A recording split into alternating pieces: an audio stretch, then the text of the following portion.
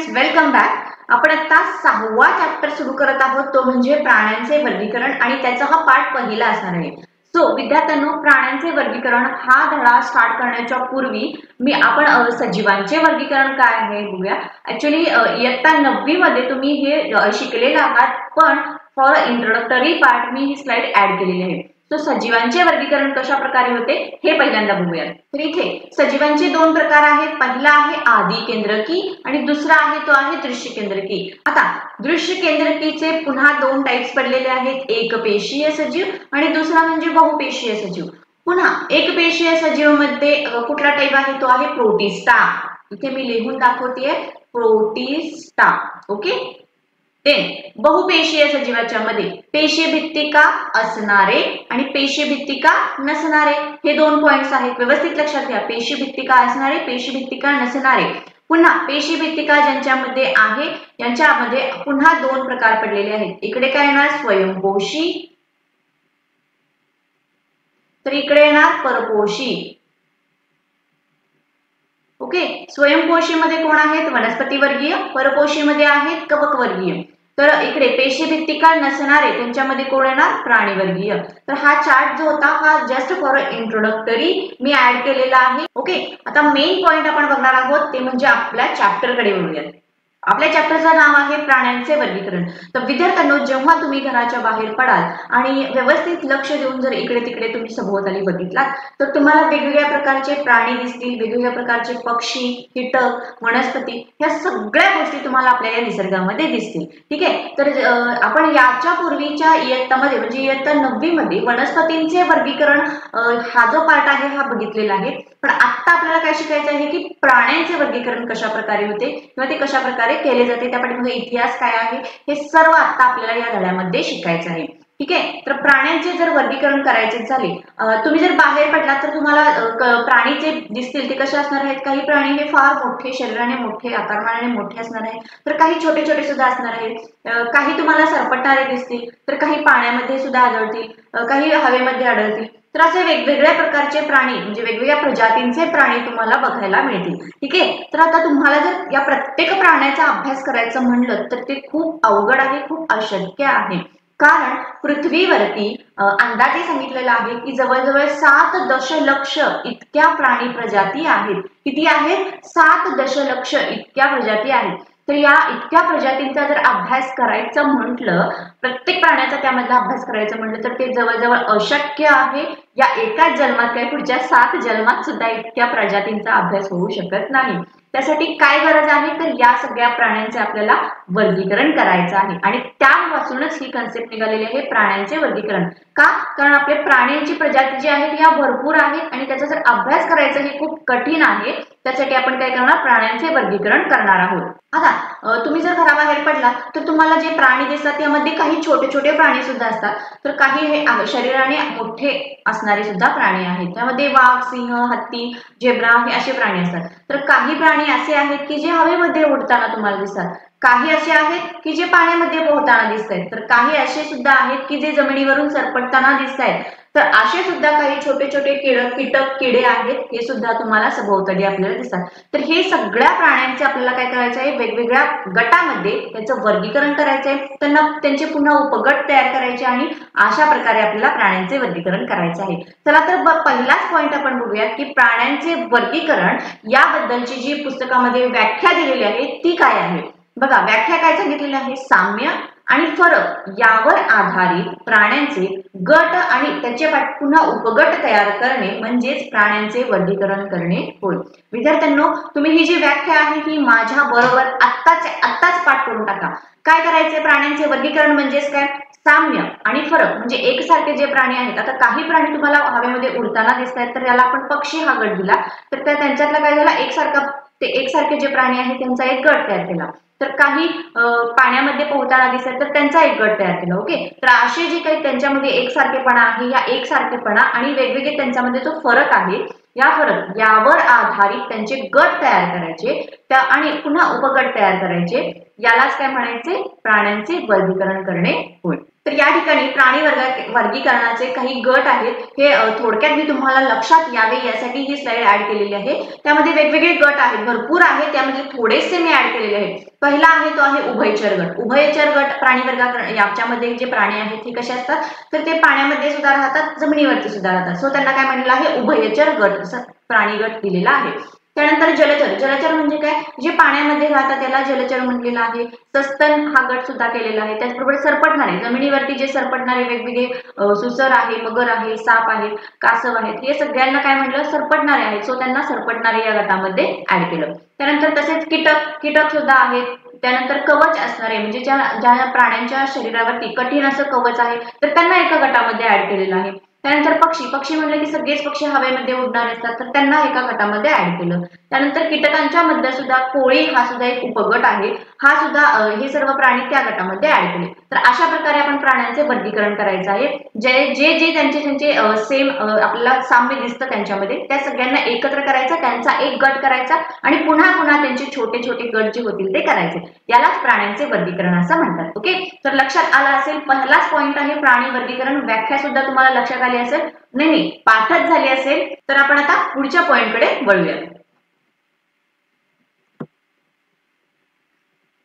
प्राणी वर्गीकरणाचे फायदे। तर आपल्याला प्राणी वर्गीकरण कसे करायचे हे समजलं, तर त्याचे फायदे काय काय आहेत हे सुद्धा लक्षात घेऊयात। चला, तर पहिला काय आहे, प्राण्यांचा अभ्यास करणे सोयीस्कर होते। मी मगाशीच म्हणलं, पृथ्वीवरती अंदाजे 7 दशलक्ष इतक्या प्राण्यांच्या प्रजाती आहेत। तर या सगळ्यांचा जर अभ्यास करायचा म्हणला तर आपलं पूर्ण आयुष्य जाईल। त्यासाठी त्या प्राण्यांचे आपल्याला वर्गीकरण करायचे आहे आणि असं वर्गीकरण केल्यामुळे काय होणार आहे, त्यांचा अभ्यास करणे सोपे होणार आहे। सो दुसरा फायदा काय आहे बघा, एखाद्या गटातील मोजक्या प्राण्याचा अभ्यास केला तरी त्या गटातील सगळ्या प्राण्यांविषयी माहिती मिळते। आता याबद्दल काय सांगूयात, आता एखादा गट जर आपण कुठला पक्षी वर्गातील तो जर गट घेतला, तर त्यामध्ये तुम्ही सांगू शकता मोजक्या प्राण्यांचा अभ्यास केला, म्हणजे एखाद्या जरी प्राण्याचा, समजा तुम्ही पोपट किंवा कबूतर याचा अभ्यास करायला घेतला, तर तुम्ही सांगू शकता की हा जो पक्षी आहे, या प्राण्यांना काय आहे, पंख असतात किंवा ते घरट्यामध्ये राहतात, अंडी घालतात,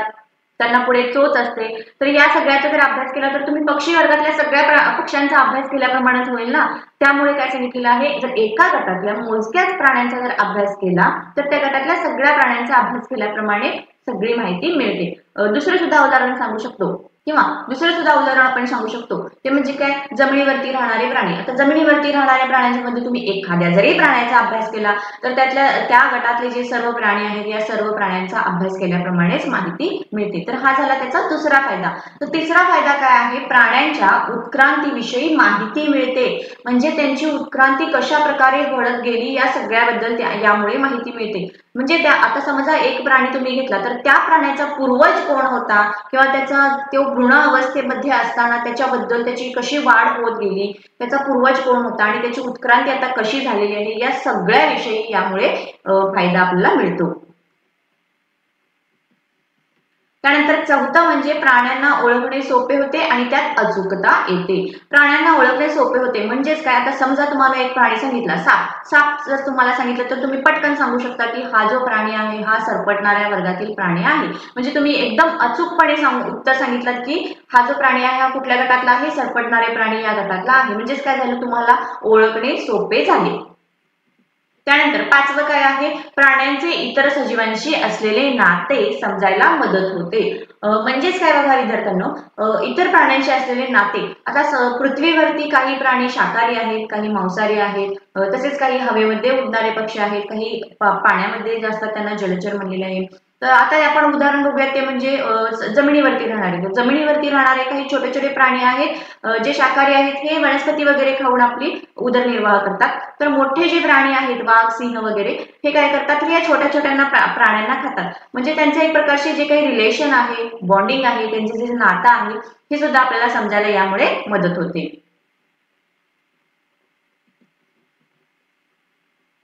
त्यानंतर सहावा पॉइंट कुठला दिलेला आहे, प्रत्येक प्राण्याचा अधिवास आणि निसर्गातील नेमके स्थान समजायला मदत होते। अधिवास म्हणजे काय, ते कुठे राहतात याविषयीची माहिती आपल्याला मिळते। आणि सगळ्यात शेवटचा पॉइंट आहे तो म्हणजे प्राण्यातील वेगवेगळ्या प्रकारच्या अनुकूलनाची माहिती मिळते. आता हे सर्व आपण काय बघितले तर प्राणी वर्गीकरण केल्यानंतरचे त्यापासून मिळणारे फायदे कोणते कोणते हे बघितले. आता आपण काय बघणार आहोत तर प्राणी वर्गीकरणाचा इतिहास बघणार आहोत विद्यार्थ्यांनो. तर या ठिकाणी तुम्हाला हा जो इमेज दिसतेय या इमेज मध्ये हा जो चेहरा दिसतोय हा चेहरा एरिस्टॉटल या ग्रीक शास्त्रज्ञाचा आहे. यांनी सगळ्यात पहिल्यांदा प्राणी वर्गीकरणाचा मुद्दा काढला आणि त्यांनीच याबद्दलचा शोध लावलेला आहे. तर त्यांनी सजीवांचे दोन प्रकारामध्ये वर्गीकरण केलं, वनस्पती आणि प्राणी. तर वनस्पतींमध्ये त्यांनी काय घेतलं तर वेगवेगळ्या औषधी वनस्पती एकत्रित, त्यानंतर झुडपे छोटी छोटी जी आहेत ती आणि मोठी झाडे असे तीन प्रकारे त्यांनी वनस्पतीचं वर्गीकरण केलं. तर प्राण्यांच्या मध्ये त्यांनी काय वर्गीकरण केलं ते म्हणजे हवेत राहणारे, त्याचबरोबर जमिनीवरती राहणारे आणि पाण्यामध्ये राहणारे असे तीन प्रकारामध्ये त्यांनी प्राण्यांचे वर्गीकरण केलेले आहे. ओके, तर म्हणजेच काय प्राण्यांचा एकूण जे त्यांचं शरीर आहे किंवा शरीराचा आकारमान आहे किंवा त्यांचा अधिवास आहे या सगळे पॉइंट्स लक्षात घेऊन त्यांनी ते प्राणी वर्गीकरण केलेलं आहे. बट एरिस्टॉटलनी जे प्राणी वर्गीकरण केलेले आहे याला कृत्रिम पद्धतीचे प्राणी वर्गीकरण असं म्हटलेले आहे किंवा कृत्रिम पद्धती असं म्हटलेलं आहे. आता आपण काय बघणार आहोत पारंपरिक पद्धत जी कोणती आहे ही बघूयात. जी मॉडर्न पद्धती आहे ही आपण नेक्स्ट पार्ट मध्ये बघणार आहोत. या पार्ट मध्ये आपण पहिल्यांदा बघत आहोत ती आहे प्राणी वर्गीकरणाची पारंपरिक पद्धती. सो स्टुडंट हा जो कन्सेप्ट आहे प्राणी वर्गीकरणाची पारंपरिक पद्धती हा थोडा इम्पॉर्टंट पॉइंट आहे. तुम्ही अगदी व्यवस्थित लक्ष देऊन बघा आणि तुमच्याजवळ वही पेन असेल तर त्यावरती हे पॉइंट नोट डाऊन करत चला, कारण याच्यावरती एक्झाम मध्ये त्याचबरोबर तुमच्या स्वाध्यायामध्ये सुद्धा बरेच प्रश्न विचारलेले आहेत. सो त्यामुळे हा जो पॉइंट आहे हा अगदी व्यवस्थित आणि लक्ष देऊनच बघा. ओके, बघूया. पारंपरिक पद्धती यामध्ये पुन्हा दोन टाईप आहेत. कुठले? असमपृष्ठरज्जू प्राणी आणि समपृष्ठरज्जू प्राणी. ओके, आता यामध्ये हा सगळ्यात अवघड शब्द आलेला आहे असमपृष्ठरज्जू आणि समपृष्ठरज्जू. तर हे समपृष्ठरज्जू म्हणजे काय हे सगळ्यात पहिल्यांदा समजून घेऊया. तर समपृष्ठरज्जू म्हणजे काय तर सजीवाच्या शरीरामध्ये आधार देण्यासाठी असलेला तो एक अवयव आहे, याला समपृष्ठरज्जू असं म्हणतात. समपृष्ठरज्जू म्हणजेच काय, पुन्हा एकदा सांगते, सजीवांच्या शरीरामध्ये आधार देण्यासाठीचा असलेला तो एक अवयव आहे याला समपृष्ठरज्जू असं म्हणतात. तर तो ज्या प्राण्यांच्या मध्ये नाही आहे त्यांना असमपृष्ठ म्हणलेला आहे, तर ज्यांच्यामध्ये आहे त्यांना समपृष्ठ असं म्हटलेलं आहे. तर त्याच्यानुसार त्याचे फरक काय आहेत हे आपण बघूया. पहिला काय, शरीरामध्ये पृष्ठरज्जू नावाचा आधारक नसतो. म्हणजेच तो आपण जे मगाशी म्हटलं जो आधार देण्यासाठी अवयव आहे हा या असमपृष्ठरज्जू प्राणी वर्गामध्ये नसतो. तर दुसरा पॉइंट, ग्रसणीमध्ये कल्लविदरे नसतात. आता यासाठी पुढची एक स्लाइड आपण बघणार आहोत. या ठिकाणी या चित्रामध्ये इथे जे दाखवले आहेत हे काय आहेत, कल्लविदरे आहेत. कल्लविदरे म्हणजे काय, याद्वारे आपण काय करतो, श्वासोश्वास करतो. तर हे जे असतात कल्लविदरे हे या प्राणी वर्गामध्ये नसतात. त्यानंतर चेतारज्जू असेल तर तो युग्मांगी, भरीव आणि शरीराच्या अधर बाजूस असतो. तर हा पॉइंट सुद्धा आपण समजून घेऊया. ठीक आहे, तर चेतारज्जू हे जो निळ्या कलरचा भाग दिसतोय तुम्हाला याला चेतारज्जू म्हणलेला आहे. चेतारज्जू म्हणजे काय, जो मेंदू आहे हा मेंदू आणि बाकीचे जे काही पार्ट्स आहेत किंवा अवयव आहेत याला कनेक्शन करण्यासाठी हा असतो, याला चेतारज्जू असं म्हणलेलं आहे. ठीक आहे, तर या चेतारज्जू हा जो हे जे प्राणी आहेत असमपृष्ठरज्जू प्राणी यांच्यामध्ये जर तो असेल तर तो कसा असतो, युग्मांगी म्हणजेच काय कनेक्टेड किंवा दोन असं म्हणू शकतो आपण त्याला. आणि भरीव असतो, तसेच शरीराच्या अधर बाजूस असतो. तो कसा असणार आहे, भरीव असणार आहे. जर आपण आपला चेतारज्जू बघितला, मानवाचा चेतारज्जू कसा आहे, पोकळ आहे. ठीक आहे, परंतु असमपृष्ठरज्जू प्राण्यांच्या मध्ये जो चेतारज्जू असतो तो कसा असतो, भरीव असतो, म्हणजे आतल्या बाजूने तो भरलेला असतो. त्यानंतर तो अधर बाजूस असतो. आता अधर या शब्दाचा अर्थ बघा, समजा तुम्ही असे उभा आहात तर खाली जर तुम्ही असे वाकलात तर तुमचा खालचा जो भाग असणार आहे हा काय असणार आहे, अधर बाजू असणार आहे. आणि जो पाठीचा भाग आहे मागचा हा काय असणार आहे, पृष्ठभाग असणार आहे. ओके, म्हणजेच असमपृष्ठरज्जू प्राणी जे आहेत यांच्यामध्ये हा जो चेतारज्जू आहे हा कुठे असणार आहे, जर तुम्ही असे खाली वाकला गेलात तर त्यांच्या पुढच्या बाजूला, म्हणजे त्याला काय म्हणलेलं आहे, अधर बाजू असं म्हटलेलं आहे. आणि चौथा पॉइंट काय दिलेला आहे, जर हृदय असेल ते शरीराच्या पृष्ठबाजूस असणार आहे, म्हणजे पाठीमागच्या बाजूला असणार आहे. हे सर्व पॉइंट काय झाले, असमपृष्ठरज्जू प्राण्यांच्या बाबतीत. आता बघूयात समपृष्ठरज्जू प्राण्यांच्या बाबतीत. पहिलाच पॉइंट काय, समपृष्ठरज्जू म्हणजेच काय, पृष्ठरज्जू नावाचा आता यामध्ये पहिलाच पॉइंट काय आहे तर शरीरामध्ये पृष्ठरज्जू नावाचा आधारक असतो. ओके, म्हणजे तो जो अवयव आहे हा या प्राण्यांच्या गटामध्ये असतो. त्यानंतर श्वसनासाठी, इथे श्वसनासाठी असं आहे, श्वसनासाठी कल्लविदरे किंवा फुफ्फुसे असतात. म्हणजे आता बघूयात या ठिकाणी, आता इथे ही तुम्हाला पिंक कलर मध्ये एक रेष दिसत आहे, यालाच काय म्हणलेलं आहे पृष्ठरज्जू म्हणलेला आहे. म्हणजे हा जो भ्रूण आहे या भ्रूणामध्ये पृष्ठरज्जू हा आहे. त्याचबरोबर चेतारज्जू सुद्धा आहे, निळ्या कलर मध्ये जो दाखवलेला आहे हा चेतारज्जू सुद्धा याच्यामध्ये आहे. त्याचबरोबर श्वसनासाठी कल्लविदरे आणि फुफ्फुसे असतात. श्वसनासाठी कल्लविदरे सुद्धा या प्राण्यांमध्ये असतात. म्हणजे माशांच्या मध्ये साईडला जो थोडा गॅप असतो आणि जे कल्लविदरे असतात यांच्याद्वारे ते श्वसन करतात.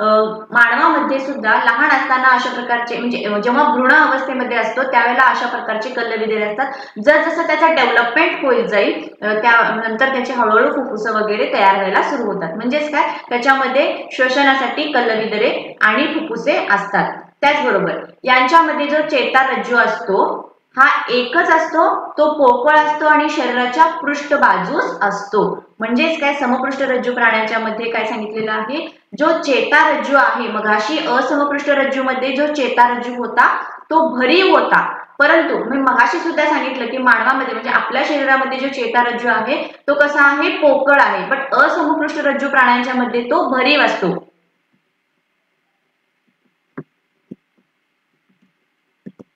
त्याचबरोबर शरीराच्या पृष्ठबाजूस असतो. म्हणजे मगाशी जे असमपृष्ठरज्जू प्राण्यांच्या बाबतीत काय होतं तर तो अधर बाजूस म्हणजे पुढच्या बाजूस होता. बट समपृष्ठरज्जू प्राण्यांच्या मध्ये तो मागच्या बाजूस म्हणजे पृष्ठभागावरती असतो. आता हृदय जर असेल तर ते शरीराच्या अधर बाजूस असते, म्हणजे पुढच्या बाजूस असते.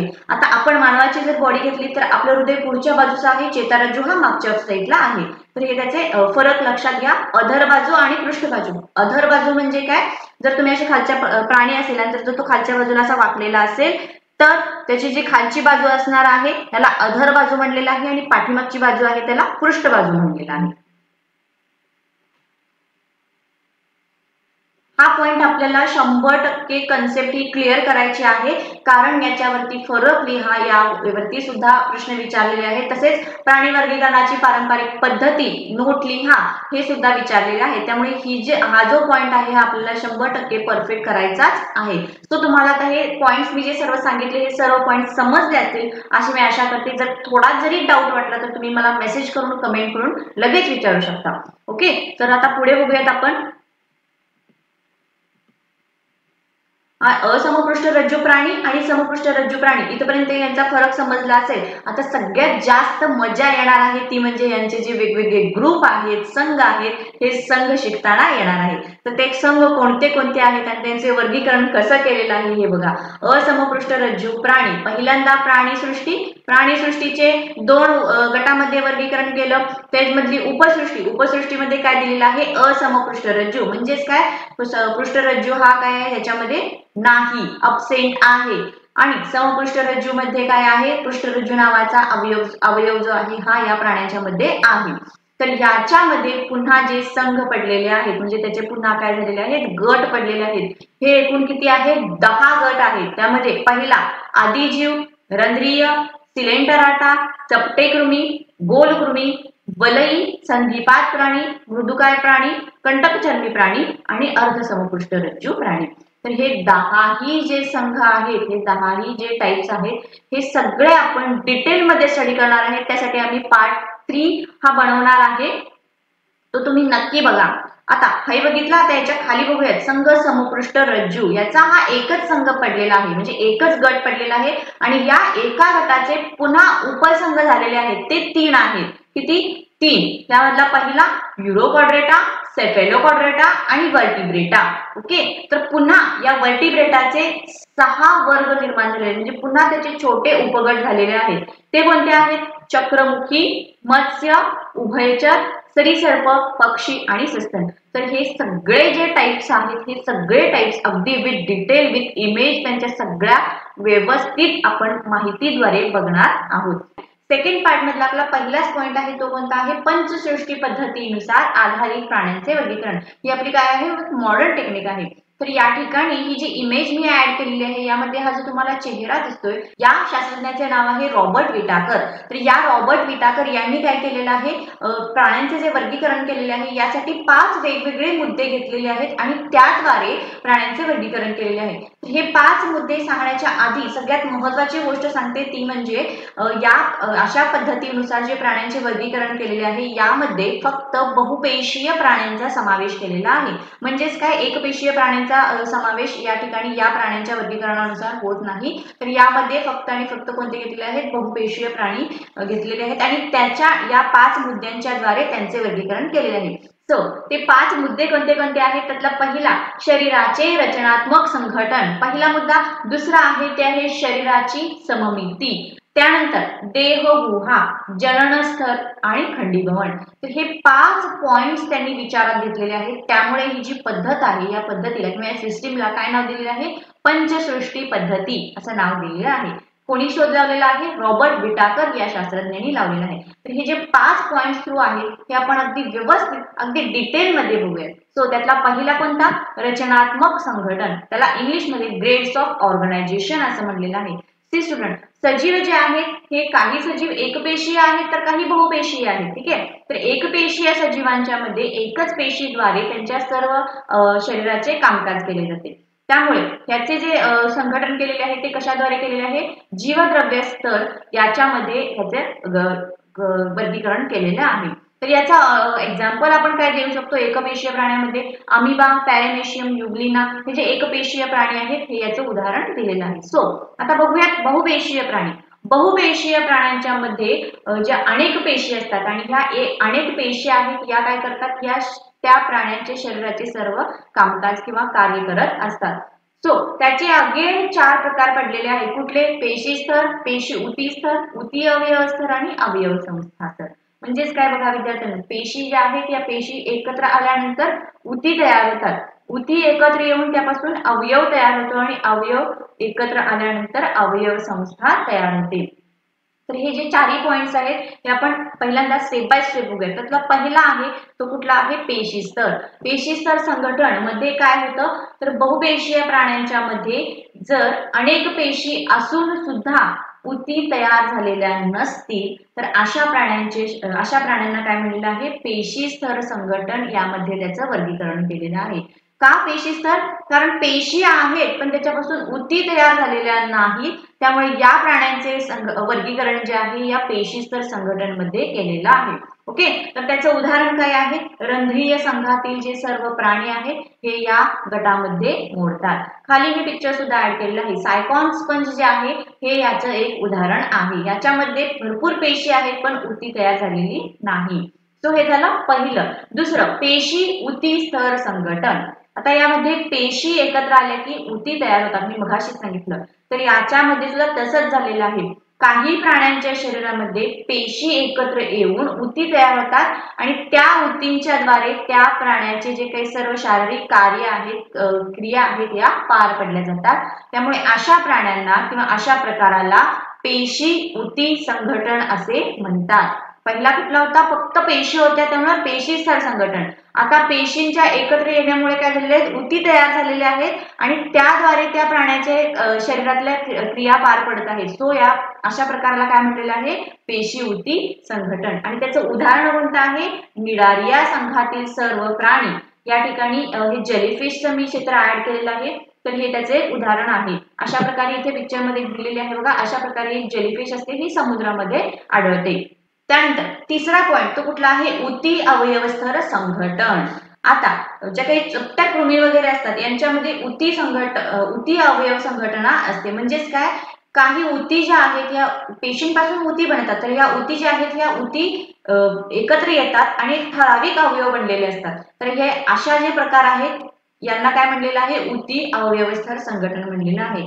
ठराविकच अवयव बनलेले असतात, सगळी पूर्ण अवयव संस्था तयार झालेली नसते, त्यामुळे याला काय म्हणलेलं आहे, उती अवयव स्तर संघटन असं म्हटलेलं आहे। तर याचं उदाहरण कोणतं आहे, प्लॅनेरिया। प्लॅनेरियामध्ये तुम्ही बघू शकता अन्ननलिका, जठरवाहिनी अशा प्रकारचे थोडे थोडे ठराविक अवयव तयार झालेले आहेत, परंतु पूर्ण अवयव संस्था तयार झालेली नाही। त्यामुळे अशा प्रकारचे जे प्राणी आहेत यांचे वर्गीकरण हे उती अवयव स्तर संघटना या प्रकारामध्ये केलेले आहे। त्यानंतरचा चौथा आहे रचनात्मक संघटनामधला चौथा प्रकार, तो आहे अवयव संस्था स्तर संघटन. आता पेशींपासून ऊतींच्या पासून अवयव आणि अवयवापासून पूर्ण अवयव संस्था. तर यामध्ये काय झालेले आहे, विशिष्ट कार्यासाठी अनेक अवयव एकमेकांना जोडून अवयव संस्था तयार झालेली असते. म्हणजे वेगवेगळे अवयव तयार झालेले आहेत, त्याला अवयव संस्था स्तर संघटनाचं म्हणतात. तर उदाहरणं कोणती कोणती, मानव, बेडूक, खेकडा ही सर्व उदाहरणं याच्यामध्ये आहेत. मानवामध्ये वेगवेगळे अवयव तयार झालेले आहेत, म्हणजेच काय अवयव संस्था तयार झालेली आहे. मानवामध्ये काय काय आहे, हृदय आहे, फुफ्फुस आहे, मेंदू आहे, लहान आतडे, मोठे आतडे, त्यानंतर जठर, किडनी, हे सगळे अवयव काय आहेत, एकमेकांना जोडून एक संस्था तयार झालेली आहे. त्यामुळे त्याला हे कुठल्या प्रकारामध्ये येतं, अवयव संस्था स्तर संघटन या प्रकारामध्ये ते वर्गीकरण केलेले आहे. तर हे झालं आपलं त्यामधला पहिला पॉईंट आपण बघितला. तर त्यामधला दुसरा, पंचसृष्टी पद्धतीमधला दुसरा पॉईंट कुठला आहे, शारीरिक सममिती. तर हा पॉईंट बघण्याच्या आधी मी तुम्हाला याची एक छोटीशी कन्सेप्ट सांगते. ती कोणती आहे, शारीरिक सममिती का नाव दिलेली आहे, कारण आता समजा तुम्हाला एक प्राणी घ्यायचा आहे आणि तो प्राणी तुम्हाला जर कट करायचा असेल, त्याचे जर दोन भाग करायचे असतील, तर ते दोन भाग अगदी करेक्ट होतात की होत नाही याच्यानुसार त्यांचे हे पडलेले 3 टाइप्स आहेत. त्यातला पहिला टाइप्स कुठला, असममित शरीर. असममित शरीर म्हणजे काय, त्या तो जो प्राणी कोणता असेल तर त्याचं जर शरीर आपण एखाद्या इमॅजिनरी ऍक्सेस वरून कट केलं तर त्याचे दोन शरीराचे भाग होणार नाहीत, त्यामुळे त्याला असममित शरीर असं नाव दिलेलं आहे. काय, अशा प्रकारच्या शरीराबाबत असा कोणताही अक्ष नसतो की ज्यातून छेद घेतल्यास शरीर दोन समान भागात विभागले जाऊ शकते. म्हणजे त्या प्राण्याचे शरीर असे असते की कुठला तुम्ही भाग घ्या आणि एक अक्ष निवडा आणि त्यातून जर त्याला छेद दिला किंवा कट मारला तर दोन समान भाग होणार नाही. एक्झाम्पल कुठला आहे, अमिबा, पॅरामेशियम आणि काही वेगवेगळे स्पंजेस आहेत हे. कारण बघा या ठिकाणी हा अमिबा दाखवलेला आहे. तुम्ही जर समजा इथून कट मारला, दोन समान भाग होताना दिसत आहेत का, नाही. समजा इथून सुद्धा तुम्ही कट मारू शकता, परंतु तुम्हाला दोन समान भाग मिळत आहेत का, नाही. तसेच आणखीन एक बघूया, तर इथून असं कट मारला तर समान भाग दिसत आहेत का, नाहीत. म्हणजेच काय, कुठलाही तुम्ही अक्ष घ्या तरी कुठून जरी तुम्ही छेद घेतला तरी त्याच्या शरीराचे दोन समान भाग होत नाहीत. त्याला हा जो प्रकार आहे याला असममित शरीर असं म्हटलेलं आहे. ठीक आहे, हा झाला त्यातला पहिला. तर दुसरा पॉईंट कुठला, अरीय सममिती. अरीय सममितीमध्ये काय, असे काही प्राणी आहेत की त्यांच्या बरोबर मध्य अक्षातून, इथे अक्ष असा आहे, त्यांच्या बरोबर मध्य अक्षातून जाणाऱ्या कोणत्याही प्रतलातून जर आपण छेद घेतला किंवा कट मारला तर त्याच्या शरीराचे दोन समान भाग होतात. म्हणजेच उदाहरण कुठलं आहे, तारामासा. तर या ठिकाणी हे तारामासाचं पिक्चर ऍड केलेलं आहे. आता जर वेगवेगळे छेद आपल्याला मारून बघायचे असेल तर त्यासाठी ही इमेज ऍड केली.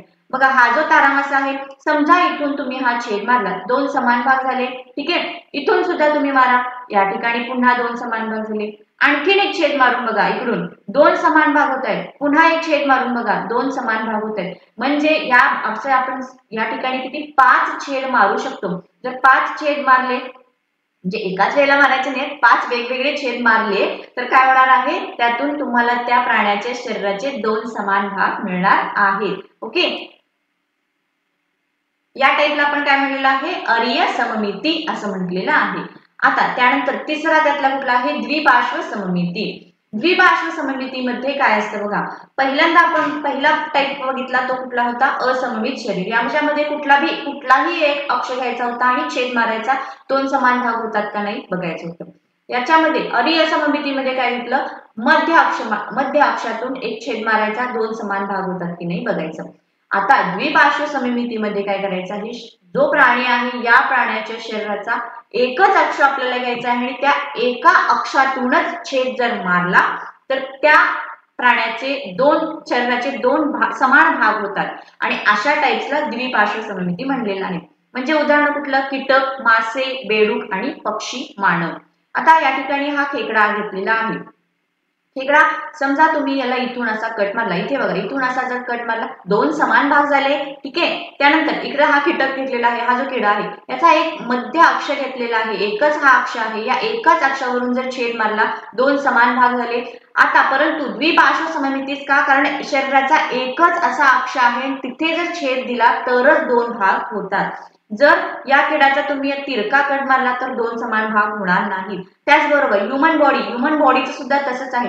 जर तुम्ही मधून छेद घेतलात तर त्याचे 2 समान भाग होतात. आता माझ्या शरीराचं बघा, जर तुम्ही असा छेद घेतलात तर काय होणार, शरीराचे 2 समान भाग होणार. तर मधून जर तुम्ही आडवा जर छेद घेतलात तर काय होणार, 2 समान भाग होणार नाहीत. डायगोनली जरी छेद घेतलात तर 2 समान भाग होणार नाहीत. म्हणजेच काय, द्विपार्श्व सममितीमध्ये शरीराचा एकच असा अक्ष असतो, त्याच्यामधून जो छेद घेतला तर त्याचे 2 समान भाग होतात.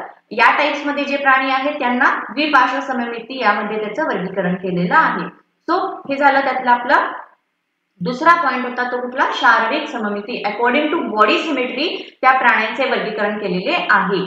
त्यानंतर आता तिसरा कुठला आहे, तो आहे आद्य स्तर आणि जनन स्तर.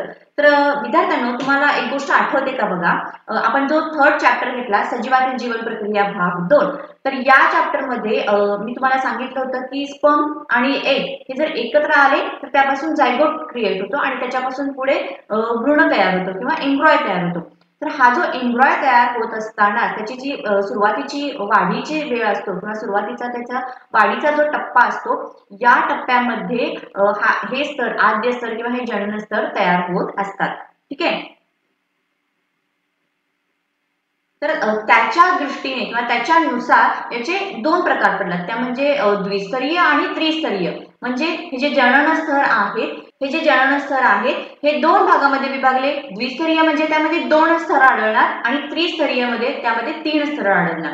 तर द्विस्तरीय मध्ये कुठला, एकतर बाहेरचा स्तर असणार आहे आणि एकतर आंतरस्तर असणार आहे, अंतर्जन स्तर आणि बहिर्जनन स्तर. ओके. तर त्रिस्तरीय मध्ये काय असणार आहे, 3 स्तर असणार. पहिला असणार आहे तो आहे बहिर्जनन स्तर, हा बाहेरचा दाखवलेला आहे.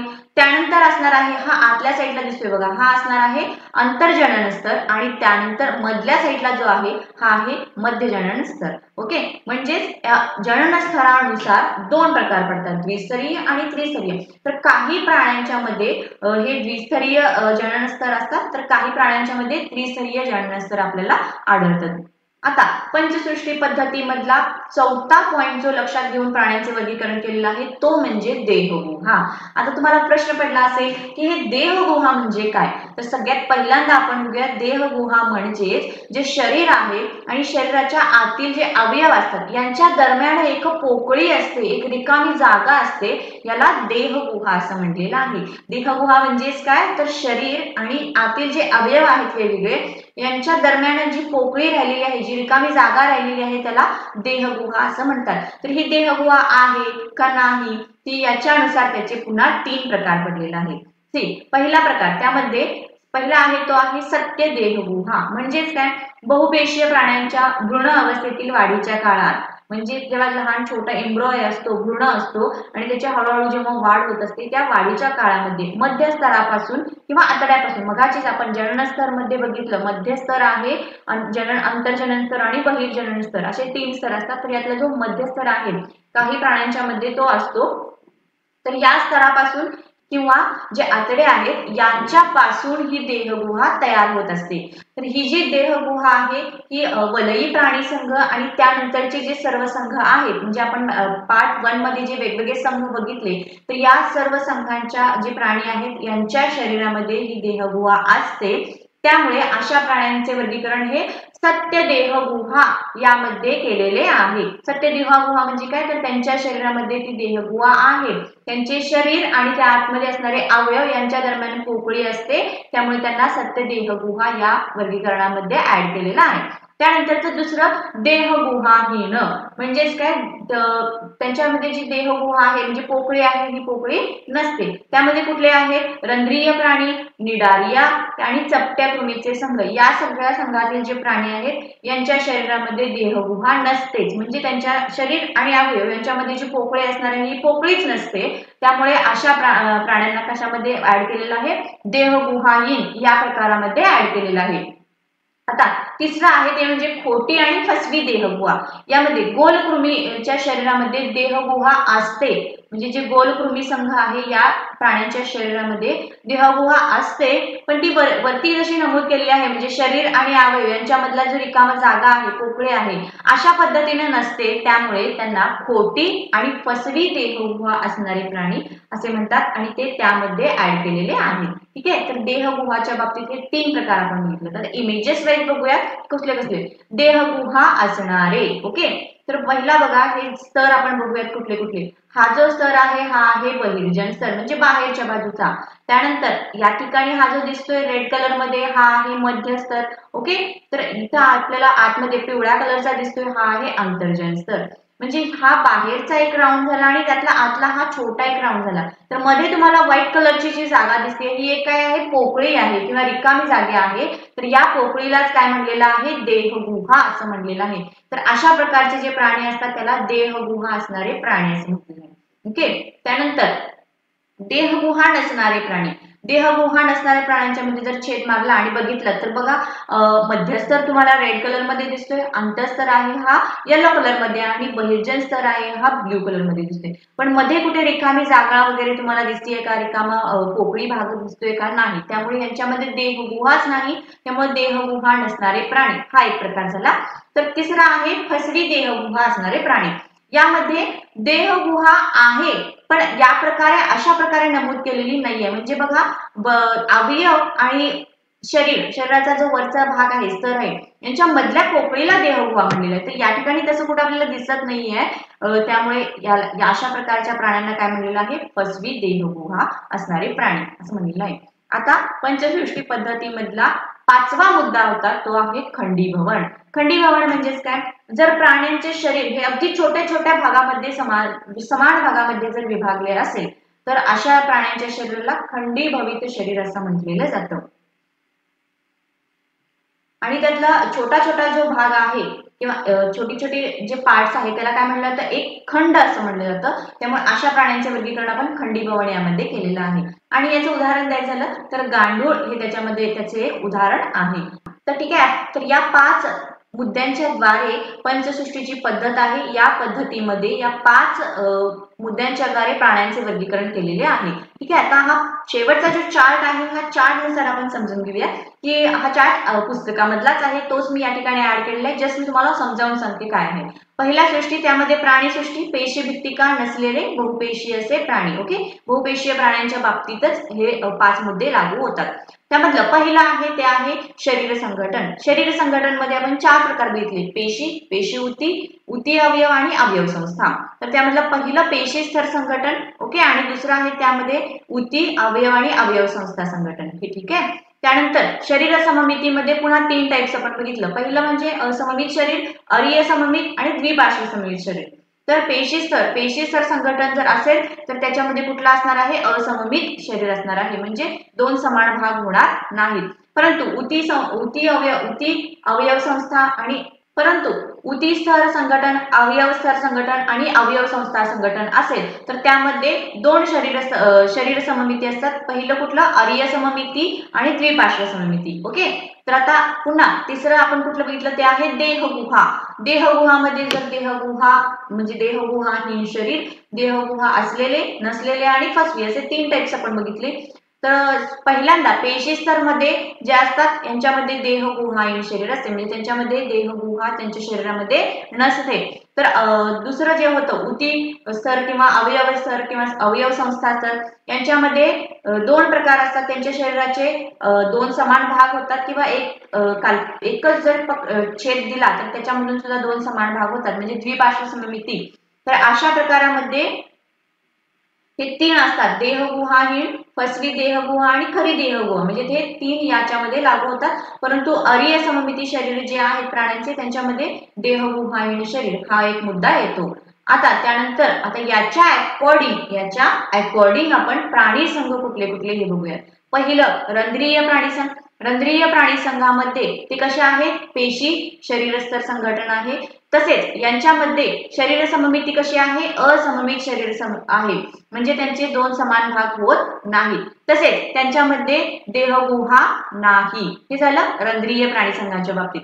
त्यानंतर निरार्याच्या बाबतीत काय आहे बघा. याच्यामध्ये कसं आहे, देहगुहाहीन शरीर म्हणजे देहगुहा नाही, परंतु शरीराची सममिती कशी आहे, अरीय सममित आहे, म्हणजे जर छेद दिला तर 2 समान भाग होतात. त्यानंतर त्यांच्यामध्ये शरीर संघटन स्तर कसा आहे, उतीचा अवयव किंवा अवयव यामधला असू शकतो. ओके, आता पुढचं कुठलं आहे? चपटे कृमी. चपटे कृमीमध्ये काय आहे? यांच्यामध्ये देहगुहाहीन शरीर, म्हणजे त्यांच्या शरीरामध्ये देहगुहा नाही, परंतु त्यांची सममिती कशी आहे? द्विपार्श्व सममिती आहे. ओके. तसेच आता त्याच्यानंतर फसवी देहगुहा असलेले शरीर कुठलं? आणखीन एक आहे ते म्हणजे गोलकृमी. गोलकृमींच्या मध्ये देहगुहा कशी असते? फसवी असते. म्हणजेच काय? देहगुहा असल्यासारखं भासवलं जातं, त्यामुळे त्याला फसवी देहगुहा असलेले शरीर असं म्हटलं जातं. त्यानंतरचे मात्र जे सर्व संघ आहेत, वलई, संधिपाद, मृदुकाय, कंटकचर्मी, अर्धसमपृष्ठरज्जू आणि समपृष्ठरज्जू, हे सर्व जे प्राणी संघ आहेत यांच्यामध्ये मात्र खरी देहगुहा म्हणजे यांच्या शरीरामध्ये देहगुहा असते. तसेच त्यांना कसं असतं? द्विपार्श्व सममिती, म्हणजे जर एक अक्ष त्यांचा निवडला आणि त्यांच्यामधून छेद दिला तर त्यांचे दोन समान भाग होतात. आणि त्यांच्यामध्ये शरीर संघटन कशा प्रकारचं असणार आहे? उद्दीप संघटन किंवा अवयव संस्था संघटन असे असणार आहे. ठीक आहे. तर याद्वारे आपण आता हा चार्ट सर्व बघितलेला आहे. तर त्यातलाच पहिला प्राणीसंघ आहे तो आहे रंध्रीय प्राणीसंघ. तर यांच्या जी शरीराची रचना असते ही अगदी सिंपल, साधी, सोपी असते, कारण यांचे शरीर हे छोट्या छोट्या असंख्य अशा छिद्रांनी बनलेलं असतं. तुम्ही घरामध्ये स्पंज बघितला असेल तर या स्पंजला कसं असतं? छोटे छोटे अगदी बारीक बारीक स्पंज असतात, छिद्र असतात. ओके. तर या छिद्र असतात. तर अशा या प्राणीसंघामधले जे प्राणी आहेत यांच्या शरीरावरती सुद्धा तसेच असंख्य असे छिद्रे असतात, त्यामुळेच त्यांना स्पंज असे म्हणतात. ओके. तर हे जे छिद्र आहेत या छिद्रांचे पुन्हा दोन प्रकार आहेत. त्यातला पहिला आहे तो आहे ऑस्टिया आणि ऑस्क्युला. ओके. वेट मी सांगते ऑस्टिया म्हणजे काय आणि ऑस्क्युला म्हणजे काय, तुमचं कन्फ्युजन क्लिअर होऊन जाईल. ऑस्टिया म्हणजेच काय? आता इकडे या चित्रामध्ये तुम्ही बघू शकता छोटे छोटे या ठिकाणी ही जी अशी छिद्र दिसतात याला ऑस्टिया असं म्हणलेलं आहे आणि त्यांचं वर्किंग सुद्धा मी पुढे सांगणार आहे. तर ऑस्क्युला म्हणजे काय? तर या खालच्या चित्रामध्ये बघा, ते इथे असे मोठे मोठे होल्स दिसत तुम्हाला, हॉलो आहे ते म्हणजे पोकळ आहे, याला ऑस्क्युला असं म्हणलेलं आहे. जर एक असेल तर ऑस्क्युला आणि जर अनेक असतील तर त्याला ऑस्क्युलम असं म्हटलेलं आहे. ओके. पहिला पॉइंट तुम्हाला क्लिअर झाला असेल तर सेकंड पॉइंट बघूया. हे जे सगळे प्राणी आहेत हे कसे आहेत? जलवासी, म्हणजे पाण्यामध्ये राहणारे आहेत. तर जास्तीत जास्त ते कुठे आढळतात? आपल्याला समुद्राच्या पाण्यामध्ये, समुद्राच्या खाली तळाशी आढळतात. तर काही म्हणजे कमी क्वांटिटीमध्ये असे आहेत की जे गोड्या पाण्यामध्ये सुद्धा आपल्याला आढळतात. आता त्यांच्या शरीराची सममिती कशी आहे? तर ती असममित आहे, कारण तुम्ही बघू शकता या ठिकाणी त्यांच्या बॉडीवरती कुठून जरी तुम्ही छेद दिला तर दोन समान भाग होतात का? नाही होत. त्यामुळे त्यांचे शरीर कसे आहे? असममित आहे. नेक्स्ट, आता ह्या संघातील जे प्राणी आहेत यांच्यामध्ये एक स्पेशल कॅरेक्टरिस्टिक आहे. ते कोणते? यांच्यामध्ये कॉलर पेशी असतात. कोणते असतात? कॉलर पेशी असतात. आणि या कॉलर पेशीच्या मदतीने त्यांचे जे शरीर आहे या शरीरामध्ये पाणी वाहते राहते किंवा ते प्रवाहित करू शकतात.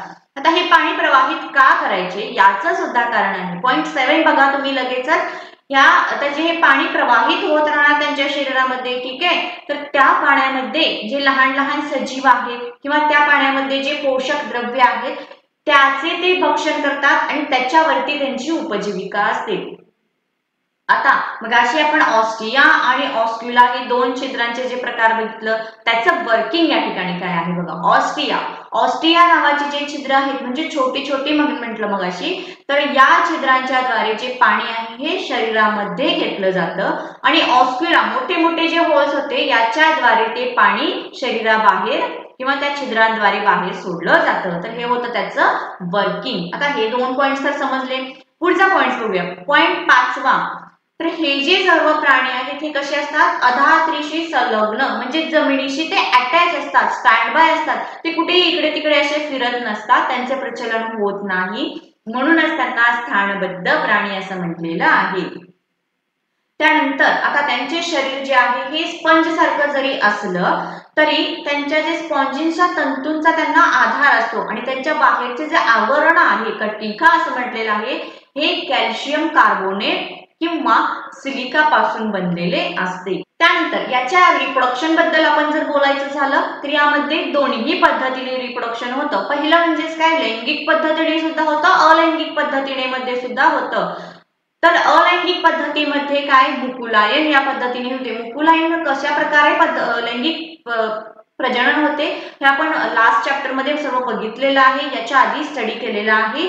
मुकुलायनमध्ये एक छोटासा बर्ड येतो किंवा मुकुल येतो, तो जेव्हा त्याची सफिशियंट डेव्हलपमेंट होईल तेव्हा तो त्या मुख्य जो बॉडी आहे या मुख्य बॉडीपासून वेगळा होतो आणि इंडिपेंडेंट राहतो, याला मुकुलायन असं म्हटलेलं आहे। तर या पद्धतीने याचं प्रजनन होतं, शिवाय लैंगिक पद्धतीने सुद्धा होतं, म्हणजेच काय स्पर्म्स आणि एग एकत्र आल्यानंतर त्यापासून झायगोट क्रिएट होणार, एम्ब्रॉय तयार होणार, अशा पद्धतीने सुद्धा याचं प्रजनन होतं। आणि त्यामुळेच या प्राण्यांच्या मध्ये जी रिप्रोडक्शन कपॅसिटी आहे ही कशी आहे, जास्त प्रमाणात आहे, मोठ्या प्रमाणामध्ये आहे। आता हे त्यांचे कॅरेक्टरिस्टिक्स बघितले, त्याची उदाहरणं कोणती कोणती आहेत बघा। पहिला म्हणजे सायकॉन स्पंज। सायकॉन स्पंजशी रिलेटेड आपण व्यवस्थित स्टडी केलेला आहे, हा त्याचे पिक्चर आहे सायकॉन स्पंज। त्यानंतर युस्पाजिया, इकडे तुम्ही बघू शकता, हा आहे युस्पाजियाला आंघोळीचा स्पंज असं सुद्धा म्हटलं जातं, जो पूर्वी वापरण्यात येत होता। त्यानंतरचा जो आहे तो आहे हायलोनिमा, तुम्ही बघू शकता या पिक्चर त्याच्या आहे, आणि युप्लेट टेक्ला हा झाला पहिला। आता सेकंड बघूया, दुसरा आहे तो आहे सिलेंटराटा किंवा त्याला निडारिया असं सुद्धा म्हटलं जातं। तर यांच्या शरीराच्या बाबतीत बघूयात कसं आहे यांची शरीराची रचना। तर काही प्राणी जे असे आहेत की त्यांची रचना दंडाकृती असते, या ठिकाणी मी पिक्चर ऍड केलेला आहे, तुम्ही बघू शकता आकार कसा आहे, दंडाकार आहे, म्हणजे उभट असा आहे। तर काही जेलीफिश सारखे जे प्राणी आहेत यांचा आकार कसा असतो, छत्री सारखा असतो। तर ज्यांचे शरीर हे दंडाकृती आहे त्याला बहुशुंडक म्हटले जातं, तर छत्री सारखं जर शरीर असेल तर त्याला छत्रिक असं म्हटलं जातं। तर असे जे प्राणी आहेत हे प्राणी समुद्रामध्ये सुद्धा आढळतात, तर काही कमी क्वांटिटीमध्ये ते गोड्या पाण्यामध्ये सुद्धा आढळतात। त्यानंतर आता त्यांच्या शरीराची सममित कशी आहे, तर ती अरीय सममित आहे। तुम्ही जर याला छेद मारला तर त्याचे दोन समान भाग होणार, त्यामुळे त्याला अरीय सममित असं म्हटलेलं आहे। आणि ते कसे आहे, द्विस्तरीय आहे। जननस्तर हा जेव्हा पॉइंट आपण बघितला त्यामध्ये आपण बघितलं की काही द्विस्तरीय आणि त्रिस्तरीय, द्विस्तरीय मध्ये अंतर्जनन स्तर आणि बाह्य जनन स्तर हे दोन स्तर असले तर त्या प्राण्यांना द्विस्तरीय असं म्हटलेलं आहे। तर अशा प्रकारचे जे प्राणी आहेत या संघामध्ये मोडणारे याला हे द्विस्तरीय आहेत। इथं बघू शकता जलव्यालचं उदाहरण दिलेलं आहे, या जलव्यालच्या उदाहरणामध्ये याचा आकार कसा आहे, दंडाकृती आहे, आणि वरच्या बाजूला काय आहे, शुंडक आहे। तर हे धागे आहेत, यांचा उपयोग म्हणजे शुंडकांचा उपयोग काय होतं हे सुद्धा बघूया। तर हे जे शुंडक आहेत या शुंडकांचा उपयोग त्यांचं भक्ष्य पकडण्यासाठी होतो, आणि पकडल्यानंतर त्याच्या शरीरामध्ये विष सोडण्यासाठी याचा उपयोग होतो। म्हणजे जर त्यांच्यावरती कोणी अटॅक करायला आलं तर पटकन त्या शुंडकांच्या सहाय्याने तो जो अटॅक करायला आलेला आहे याच्यावरती ते विषाचा मारा करतो आणि आपला जीव वाचवतो। यासाठी म्हणजे फॉर द प्रोटेक्शन पर्पज त्यांना शुंडके सुद्धा असतात। तर याच्यामधली जी उदाहरणं आहेत ती कोणती आहेत, जलव्याल आहे, मग या ठिकाणी तुम्हाला दिसतंय हे जलव्याल। त्यानंतर सी अॅनिमोन, जेलीफिश आणि प्रबाळ। त्याचबरोबर अजून एक इंटरेस्टिंग उदाहरण आहे ते म्हणजे पोर्तुगीज मॅन ऑफ वॉर। या प्रकारचा जो हा प्राणी आहे याचे जे शरीर आहे हे बलूनच्या आकारासारखं असतं, आणि त्याच्यामुळे तो पाण्यावरती आपल्याला तरंगताना किंवा पोहताना दिसतोय। बट त्याच्या खालच्या बाजूला पाण्यामध्ये असे शुंडकांसारखे जे त्याचे धागे असणार आहेत त्याच्या शरीराचे, त्याच्यामध्ये प्रचंड प्रमाणात विष असते। समजा एखादा मासा त्यामध्ये अडकला तर तो पटकन मरून जातो। मासाच काय, जर ह्युमन बॉडी किंवा माणसाचे सुद्धा शरीर त्यामध्ये जर अडकले तर त्यामध्ये ते विषाचं अंतक्षेपण होतं, आणि ह्युमन म्हणजे आपण मानव प्राणी सुद्धा मरू शकतो। म्हणजे इतक्या मोठ्या प्रमाणात विष किंवा इतकं डेंजरस तो असतो। आता पुढचा आहे तो आहे चपट्या कृमींचा संघ। चपट्या कृमी नावातच दिलेला आहे की चपट्या आहेत, म्हणजे त्यांचं शरीर कसं असणार आहे, चपटा असणार आहे। शरीर हे सडपातळ किंवा पट्टी सारखे चपटे। तुम्ही आता कंपास मध्ये जी पट्टी आहे ही पट्टी बघितली असेल तर त्या टाइप मध्येच या प्रकारचे प्राणी त्यांच्यासारखेच यांचे शरीर असते। त्यानंतर हे जे प्राणी आहेत हे बहुतेक प्राणी अंतपरिजीवी असतात, तर काही स्वतंत्र म्हणजे इंडिपेंडेंट राहतात आणि ते पाण्यामध्ये आढळतात। आता अंतपरजीवी म्हणजेच काय, अंतपरजीवी म्हणजे दुसऱ्या प्राण्याच्या शरीरामध्ये जायचं किंवा जाणे आणि तिथे जाऊन आपली उपजीविका करणे याला अंतपरजीवी असे म्हणतात। म्हणजे ह्युमन बॉडीमध्ये जे आतडे आहेत या आतड्यांच्या मध्ये जे छोटे छोटे कृमीज असतात, या कृमी आतमध्ये आपल्याला दिसते त्याला काय म्हटले, या कृमींना काय म्हटलं जातं, अंतःपरजीवी, म्हणजे दुसऱ्या प्राण्याच्या शरीरामध्ये ते गेलेले आहेत आणि तिथे ते आपलं रक्त वगैरे शोषतात आणि त्यांची उपजीविका करतात. तर या सगळ्या कृमींचं जे क्लासिफिकेशन आहे या चपट्या कृमींच्या मध्ये केलेलं आहे. आता थोडे जे असे आहेत ते इंडिपेंडेंट आहेत आणि ते पाण्यामध्ये आढळतात. तर या ज्या प्राण्यांचे शरीर आहे हे शरीर कसे आहे, देहगुहाहीन आहे. म्हणजेच जे स्तर आहेत हे स्तरांच्या मध्ये जी बॉडी कॅव्हिटी असते किंवा रिकामी जागा असते ही यांच्यामध्ये नसते. त्यामुळे याला यांचे जे शरीर आहे हे कसे आहे, देहगुहाहीन आहे आणि त्याचबरोबर द्विपार्श्वसममिती आहे. म्हणजेच काय, जर छेद मारला तर त्यांचे शरीराचे दोन समान भाग होतात, त्यामुळे त्याला द्विपार्श्वसममिती म्हटलेलं आहे. ठीक आहे, 3 पॉइंट समजले. पुढचा पॉइंट, आता हे प्राणी कसे आहेत, त्रिस्तरीय प्राणी आहेत. म्हणजे 3 जनन स्तर आहेत. बाह्य जनन स्तर आहे, मध्य जनन स्तर आहे आणि अंतःजनन स्तर आहे. 3 स्तर आहेत. बट मध्ये जी बॉडी कॅव्हिटी आहे ही बॉडी कॅव्हिटी नसल्यामुळे हे प्राण्यांचे शरीर देहगुहाहीन आहे. आता विद्यार्थ्यांनो या ठिकाणी तुम्ही एक पॉइंट नोटीस करून घ्या किंवा लक्षात ठेवा, चपट्या कृमींचा संघ, इथून पुढचे जे सगळे संघ आहेत या सगळ्या संघांच्या मध्ये त्रिस्तरीय बॉडी असणार आहे किंवा त्रिस्तरीय शरीर असणार आहे. इथून पुढचा हा एक पॉइंट तुम्ही सगळ्या पुढच्या प्राणी संघांना लागू होतो, ते म्हणजे इथून पुढचे जे सगळे संघ आहेत त्यांच्यामध्ये त्रिस्तरीय शरीर असणार आहे. हे प्राणी आहेत हे उभयलिंगी असतात. आता या ठिकाणी हा जो पॉइंट आहे हा थोडा इंटरेस्टिंग आहे, कारण उभयलिंगी म्हणजे काय, तर या प्रकारचे जे प्राणी आहेत यांच्या शरीरामध्ये नर आणि मादी या दोघांच्या ज्या प्रजनन संस्था आहेत या दोघांच्याही प्रजनन संस्था या एकाच प्राण्यामध्ये असतात, त्यामुळे त्याला उभयलिंगी असं म्हटलेलं आहे.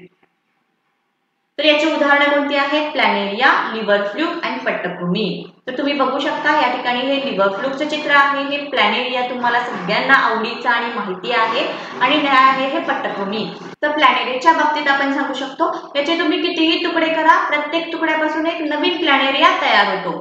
ठीक आहे, त्यानंतर लिव्हर फ्लूक हा एक असा प्राणी आहे किंवा असा एक जंत आहे की याचं जर इन्फेक्शन ह्युमन बॉडी मधल्या लिव्हरला झालं तर त्याच्यापासून लिव्हर डॅमेज होण्याची शक्यता असते. त्यानंतर पट्टकृमी हे जे आहेत हे ह्युमन बॉडी मधले जे आतडे असतात या आतड्यांमध्ये आढळतात. आता त्याच्यानंतरचा पुढचा आहे तो आहे गोलकृमी प्राणी संघ. नावामध्येच गोलकृमी म्हणजे त्यांचा शरीराचा आकार कसणार आहे, गोलाकार किंवा बारीक धाग्यासारखा दंड गोलाकार असणार आहे, त्यामुळे त्याला गोलकृमी असे म्हणतात. आता हे जे प्राणी आहेत हे सुद्धा स्वतंत्र असतात किंवा अंतःपरजीवी, म्हणजे मघाच्या प्रमाणेच आहे. स्वतंत्र राहणारे जे प्राणी आहेत हे पाण्यात आढळतात, त्याचबरोबर काही प्रमाणात जमिनीवरती सुद्धा आढळतात. यांचे शरीर त्रिस्तरीय आहे. मग अशी काय सांगितलं, चपट्या कृमींच्या प्राणीसंघापासून पुढचे जे सगळे संघ आहेत यांचे शरीर हे त्रिस्तरीय असणार आहे. त्याचबरोबर यांची जी शरीर आहे या गोलकृमींच्या बाबतीत देहगुहा आहे ती कशी आहे, आभासी आहे किंवा फसवी आहे. देहगुहा आहे पण देहगुहा नाही, पण ती असल्यासारखं भासवली जाते, त्यामुळे त्याला आभासी देहगुहा असं म्हटलेलं आहे. ओके स्टुडंट, आता त्यानंतरचा पुढचा पॉइंट, ह्या ज्या प्रकारच्या कृमी आहेत यांचे शरीर हे अखंडित आहे, म्हणजे कुठेही मध्ये खंड नाही आहे, तर छोटे छोटे असे खंड तयार झालेले आहेत आणि त्यापासून त्यांचं शरीर झालेलं आहे आणि त्याच्या भोवती एक सपोर्टसाठी किंवा एक स्ट्रॉंग असं प्रोटेक्शन लेअर असतं, त्याला उपचर्म असं म्हटलेलं आहे. तर त्याची उदाहरणं कोणती आहेत, पोटातील जंत, हत्तीपाय रोगाचा जंत आणि डोळ्यातील जंत. आणखी एक राहिला पॉइंट, तो म्हणजे काय, या प्रकारचे जे प्राणी आहेत हे कसे असतात, एकलिंगी असतात. तर खाली तुम्ही मी चित्र ऍड केलेले आहे, तुम्ही बघू शकता. पहिला आहे हे मादी जंत, नरजंत असे 2 प्रकारचे आहेत. त्यानंतर इकडे आहे हा आहे डोळ्यातील जंत आणि हत्तीपाय रोगाचा जंत. तर हत्तीपाय रोगाचा जंत, तर हा जो रोग आहे किंवा डोळ्यातील जंत हा जो आजार आहे हा आफ्रिकन रिजन मध्ये जास्तीत जास्त प्रमाणात आढळला जातो. तर याच्यामध्ये काय होतं, हा जो जंत आहे हा ह्युमन बॉडी मध्ये एंटर करतो आणि त्याच्यापासून तो पाय, आपले जे पाय आहेत या पायावरती त्याचा जास्त अटॅक होतो आणि त्यामुळे आपले जे पाय आहेत हे हत्तीच्या पायासारखे असे मोठे मोठे सुजले जातात. त्यामुळे असा जो हा रोग आहे याला हत्तीपाय रोग म्हटलं जातं आणि याचा जो जंत आहे हा या नावाने ओळखला जातो. तर डोळ्यातील जंत हे सुद्धा त्या तसेच आहे. या प्रकारे या ठिकाणी तुम्हाला जो दिसतोय हा अशा प्रकारचा जंत असतो किंवा त्याची बॉडीची रचना जी आहे अशा प्रकारे असते की ह्युमन बॉडीमध्ये जेव्हा एंटर करते तेव्हा ती हळूहळू सगळीकडून फिरून फिरून डोळ्यात जाते आणि तिथे ती डोळ्याला अफेक्ट करत असते. त्यानंतरचा पुढचा प्राणीसंघ आहे तो आहे वलयी प्राणीसंघ. ओके, तर आता वलयी प्राणीसंघ याच्यामध्ये यांचे जे शरीर आहे कसं असणार आहे, लांबट म्हणजे थोडंसं लांबड असणार, दंडाकृती असणार आणि खंडीभवत असणार आहे. म्हणजे त्याला छोटे छोटे खंड असणार आहे. सो खंडीभूत कृमी असं त्याला म्हटलेलं आहे. त्यानंतर हे जे प्राणी आहेत हे वेगवेगळे म्हणजे परजीवी स्वतंत्र इंडिपेंडेंट राहणारे आहेत.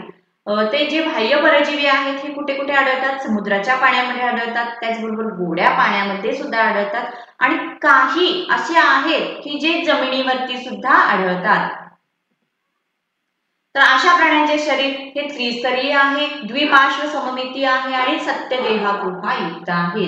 म्हणजे जर त्यांच्या शरीराच्या मधून छेद दिला तर शरीराचे दोन समान भाग होतात. सत्यदेहागुहायुक्त म्हणजे काय, शरीराचे जे स्तर आहेत 3 स्तरीय आहे, त्यामुळे आंतरजनन स्तर, बाह्यजनन स्तर आणि मध्यजनन स्तर. तर यांच्यामध्ये जी बॉडी कॅव्हिटी असते म्हणजे रिकामी जागा असते त्याला देहगुहा म्हटलं जातं. तर अशा प्रकारचे जे प्राणी आहेत यांच्यामध्ये ही देहगुहा असते, त्यामुळे त्याला सत्यदेहागुहायुक्त म्हटलेलं आहे.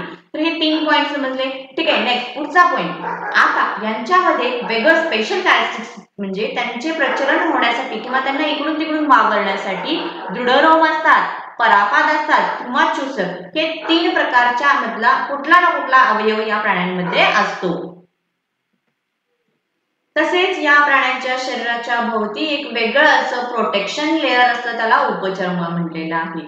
आता या प्राण्यांच्या बाबतीत सुद्धा एक वेगळं कॅरेक्टरिस्टिक्स ते म्हणजे हे उभयलिंगी सुद्धा आहेत आणि एकलिंगी सुद्धा आहेत. जर उभयलिंगी असतील तर त्यांच्यामध्ये नर आणि मादी दोघांचे सुद्धा प्रजनन संस्था अवेलेबल असतात किंवा एक्झिस्ट असतात.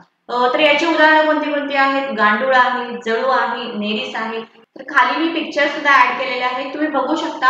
या ठिकाणी गांडुळाच्या चित्रामध्ये तुम्ही तुम्हाला दिसू शकता बघा, या ठिकाणी असे छोटे छोटे हे शरीराचे त्याचे भाग आहेत, ज्याला खंड असं म्हणलेलं आहे. त्याचनंतर इथे नेरिसच्या मध्ये बघा छोटे छोटे असे रोमके आहेत किंवा असे धागे धागे दिसतात, त्याला काय म्हणलेलं आहे, पार्श्वपाद. त्याच्या सहाय्याने तो त्याचे प्रचलन करत असतो. ओके, तर हे झालं आपलं वलयी प्राणीसंघाच्या रिलेटेड जे सगळे कॅरेक्टरिस्टिक होते ते बघितले. आता पुढचा आहे तो आहे संधिपाद प्राणीसंघ. ओके, संधिपाद म्हणजेच काय, तर छोटे छोटे तुकड्यांनी मिळून जे उपांगे तयार झालेले आहेत म्हणजे छोटे छोटे भाग तयार झालेले आहेत, अशापासून जे प्राणी बनलेले आहेत त्याला संधिपाद प्राणी म्हटलेलं आहे. तर या प्राणी संघातील जे प्राणी आहेत यांची संख्या ही सगळ्यात जास्त आहे, कारण ते पाण्यामध्ये सुद्धा आढळतात, जमिनीवरती आढळतात, उंचावरच्या ठिकाणावरती सुद्धा आढळतात. त्यामुळे त्यांची संख्या कशी आहे, जास्त प्रमाणात आहे. आणि हा प्राणीसंघ सगळ्या प्राणीसंघातल्या सगळ्यात मोठा प्राणीसंघ म्हणून ओळखला जातो. त्याचबरोबर जीवनामध्ये संघर्ष करत असताना मधला हा एक यशस्वी झालेला संघ अशी सुद्धा याची ओळख आहे. तर याच्यामध्ये आपण आणखीन एक सांगू शकतो, हे कुठे कुठे आढळतात, पाण्यामध्ये आढळतात, उंच पर्वत शिखरावरती आढळतात, असे वेगवेगळ्या ठिकाणी सुद्धा हे आढळतात. तर यांच्या शरीराच्या बाबतीत जर आपण सांगायला गेलं तर ते त्रिस्तरीय आहे, देहगुहा आहे, त्याचबरोबर त्यांची द्विपार्श्व सममिती म्हणजे 2 समान भाग होतात, शिवाय ते खंडीभूत आहे. बघा या ठिकाणी मी दाखवलेलं आहे, छोटे छोटे त्याला असे खंड पडलेले आहेत. आणखीन एक ऍडिशनल म्हणजे त्यांच्या शरीराच्या भोवती कायटिन युक्त बाह्य कंकाल असते, म्हणजे ते फॉर द प्रोटेक्शन पर्पज. आता हे जे सगळे प्राणी आहेत हे कसे असतात, एकलिंगी असतात आणि याची उदाहरणं भरपूर आहेत. तुम्ही खाली बघू शकता, मी भरपूर पिक्चर्स ऍड केलेले आहेत, उदाहरणं सुद्धा भरपूर दिलेली आहेत. खेकडा आहे, कोळी आहे, विंचू, त्याचबरोबर पैसाकडा आपण जो म्हणतो तो, गोम, जुरळ, फुलपाखरू, मधमाशी, ही सगळी उदाहरणं या संधिपाद प्राणीसंघामध्ये येतात. आता पुढचा प्राणीसंघ आहे तो आहे मृदुकाय प्राणीसंघ. तर मृदुकाय या शब्दावरूनच तुम्हाला समजायचं, मृदू म्हणजे काय, तर मऊ, त्यामुळेच अशा प्राणीसंघातल्या प्राण्यांना मृदुकाय प्राणी म्हणलेले आहे. तर या प्राण्यांचे शरीर जे आहे हे मऊ आणि गुळगुळीत असे असते, त्यामुळे त्यांना मृदुकाय म्हणतात. तर हा जो संघ आहे हा दुसरा म्हणजे सेकंड नंबरला आलेला आहे. फर्स्ट होता तो कुठला होता, संधिपाद, आणि दुसऱ्या नंबरला आहे तो आहे मृदुकाय प्राणीसंघ. दुसरा सगळ्यात मोठा असा हा संघ आहे. तर यातले सुद्धा प्राणी हे जमिनीवरती सुद्धा आढळतात, पाण्यामध्ये सुद्धा आढळतात. इथे भू जल नसून भू चर असं आहे. तर जलचर जे आहेत मृदुकाय प्राणी हे समुद्रामध्ये, तर थोड्या कमी क्वांटिटीमध्ये ते गोड्या पाण्यामध्ये सुद्धा आढळतात. आता यांच्या शरीराच्या बाबतीत ते त्रिस्तरीय आहेत, त्यांना देहगुहा आहे, शिवाय त्यांचे शरीर कसे आहे, अखंडित आहे, म्हणजे कुठेही मध्ये आधी खंड वगैरे पडलेला नाही. आणि गोगलगाई सारखे जे प्राणी आहेत यांचे शरीर जे आहे हे द्विपार्श्व सममिती दाखवते. तसेच त्यांचे शरीर जे आहे हे डोके, पाय आणि अंतरंग संगती या 3 विभागामध्ये विभागलेले असते. आता अंतरंग संहती प्रवार या पटल संरचनेने आच्छादलेले असून ते प्रवार कठीण कॅल्शियम कार्बोनेट युक्त संरक्षण कवच असते.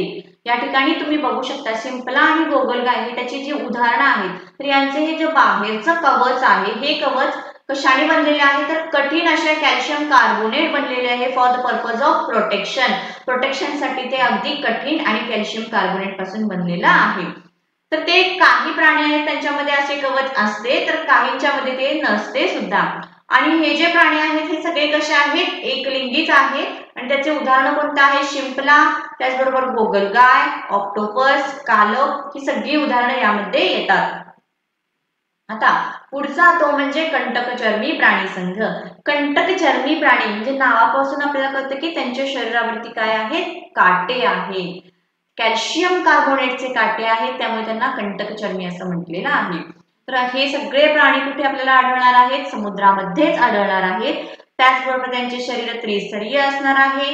देहगुहा प्रौढावस्थेमध्ये जेव्हा पूर्ण मॅच्युअर होतील तेव्हा त्यांची जी शरीराची सममिती आहे ती कशी आहे, पंचहरीय, म्हणजे स्टारफिशचं जे आपण उदाहरण बघितलं त्याप्रमाणे असणार आहे. परंतु जेव्हा एम्ब्रॉय स्टेज मध्ये असणार आहेत, जे भ्रूण अवस्थेमध्ये असणार, अळी अवस्थेमध्ये असणार आहेत, तेव्हा त्यांची जी सममिती असणार आहे ही कशी असणार आहे, त्रिपार्श्व सममिती असणार आहे. तर त्यांना जे नलिकापाद म्हणून अवयव आहे याच्याद्वारे ते प्रचलन करतात, म्हणजे इकडे तिकडे फिरू शकतात आणि त्याचाच उपयोग करून ते आपले स्वतःचे अन्न सुद्धा पकडण्यासाठी करतात. तर हे झालं जे प्रचलन करतात त्यांच्यासाठी नलिकापाद असतात. तर काही प्राणी त्यातले असे सुद्धा आहेत जे कसे असतात, स्थानबद्ध म्हणजे स्टँड बाय आहेत, ते इकडे तिकडे फिरत नाहीत.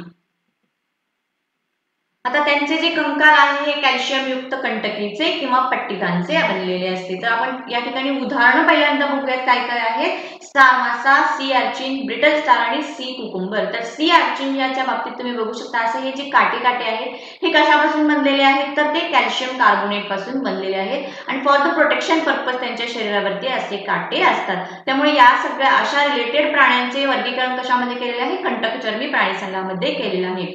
तर आता यांच्यामध्ये सगळ्यात महत्वाचं वैशिष्ट्य आहे ते म्हणजे यांची जी प्रजनन रिप्रोडक्टिव्ह, तर यांची जी रिप्रोडक्टिव्ह कपॅसिटी असते ती कशी असते, चांगली असते, किंवा त्यांची जी पुनर्निर्मिती क्षमता आहे ही चांगली असते आणि हे प्राणी एकलिंगी असतात. आता त्यानंतरचा पॉइंट तो आहे अर्धसमपृष्ठरज्जू प्राणी संघ. अर्धसमपृष्ठरज्जू म्हणजे काय, थोड्या भागामध्ये पृष्ठरज्जू असणार आहे. तर या प्राण्यांचे शरीर जे आहे हे 3 भागामध्ये विभागलेले असते, शुंड, गळपट्टी आणि प्रकांड. आता हे कोणते कोणते भाग आहेत हे सुद्धा आपण बघणार आहोत. तर याच्यामध्ये शुंड जे आहे या शुंडामध्येच तो पृष्ठरज्जू असतो, म्हणजे मी मगाशी सांगितलं अर्धसमपृष्ठ म्हणजे एका कुठल्या तरी भागामध्ये पृष्ठरज्जू असणार आहे, सो त्यामुळे त्याला अर्धसमपृष्ठरज्जू प्राणी असं म्हटलेलं आहे. तर यांना पर्णकृमी असं सुद्धा म्हणतात आणि हे जास्तीत जास्त महासागरामध्ये किंवा समुद्रामध्ये आढळतात आणि ते असे बिळे करून राहतात. त्याचबरोबर त्यांना श्वसनासाठी एक किंवा अनेक कल्लबिदरे असू शकतात. आणि हे जे प्राणी आहेत हे एकलिंगी सुद्धा असतात, उभयलिंगी सुद्धा असतात. उदाहरण कोणते कोणते आहेत, बॅलिनोग्लॉसेस आणि सायकोग्लॉसेस. तर सायक्लोग्लॉसेसच्या बाबतीत हे त्याचे चित्र आहे आणि बॅलिनोग्लॉसेसचं हे आहे. तर याच्यामध्ये बघा हा जो पहिला वरचा भाग आहे हा आहे शुंड, तर मधला हा जो भाग आहे या आहे गळपट्टी. आता या शुंडच्या भागामध्ये पृष्ठरज्जू असणार आहे, सो याला अर्धसमपृष्ठरज्जू म्हटलेला आहे. आणि खालचा हा शेपटी सारखा जो भाग दिसतो याला प्रकांड असं म्हटलेला आहे.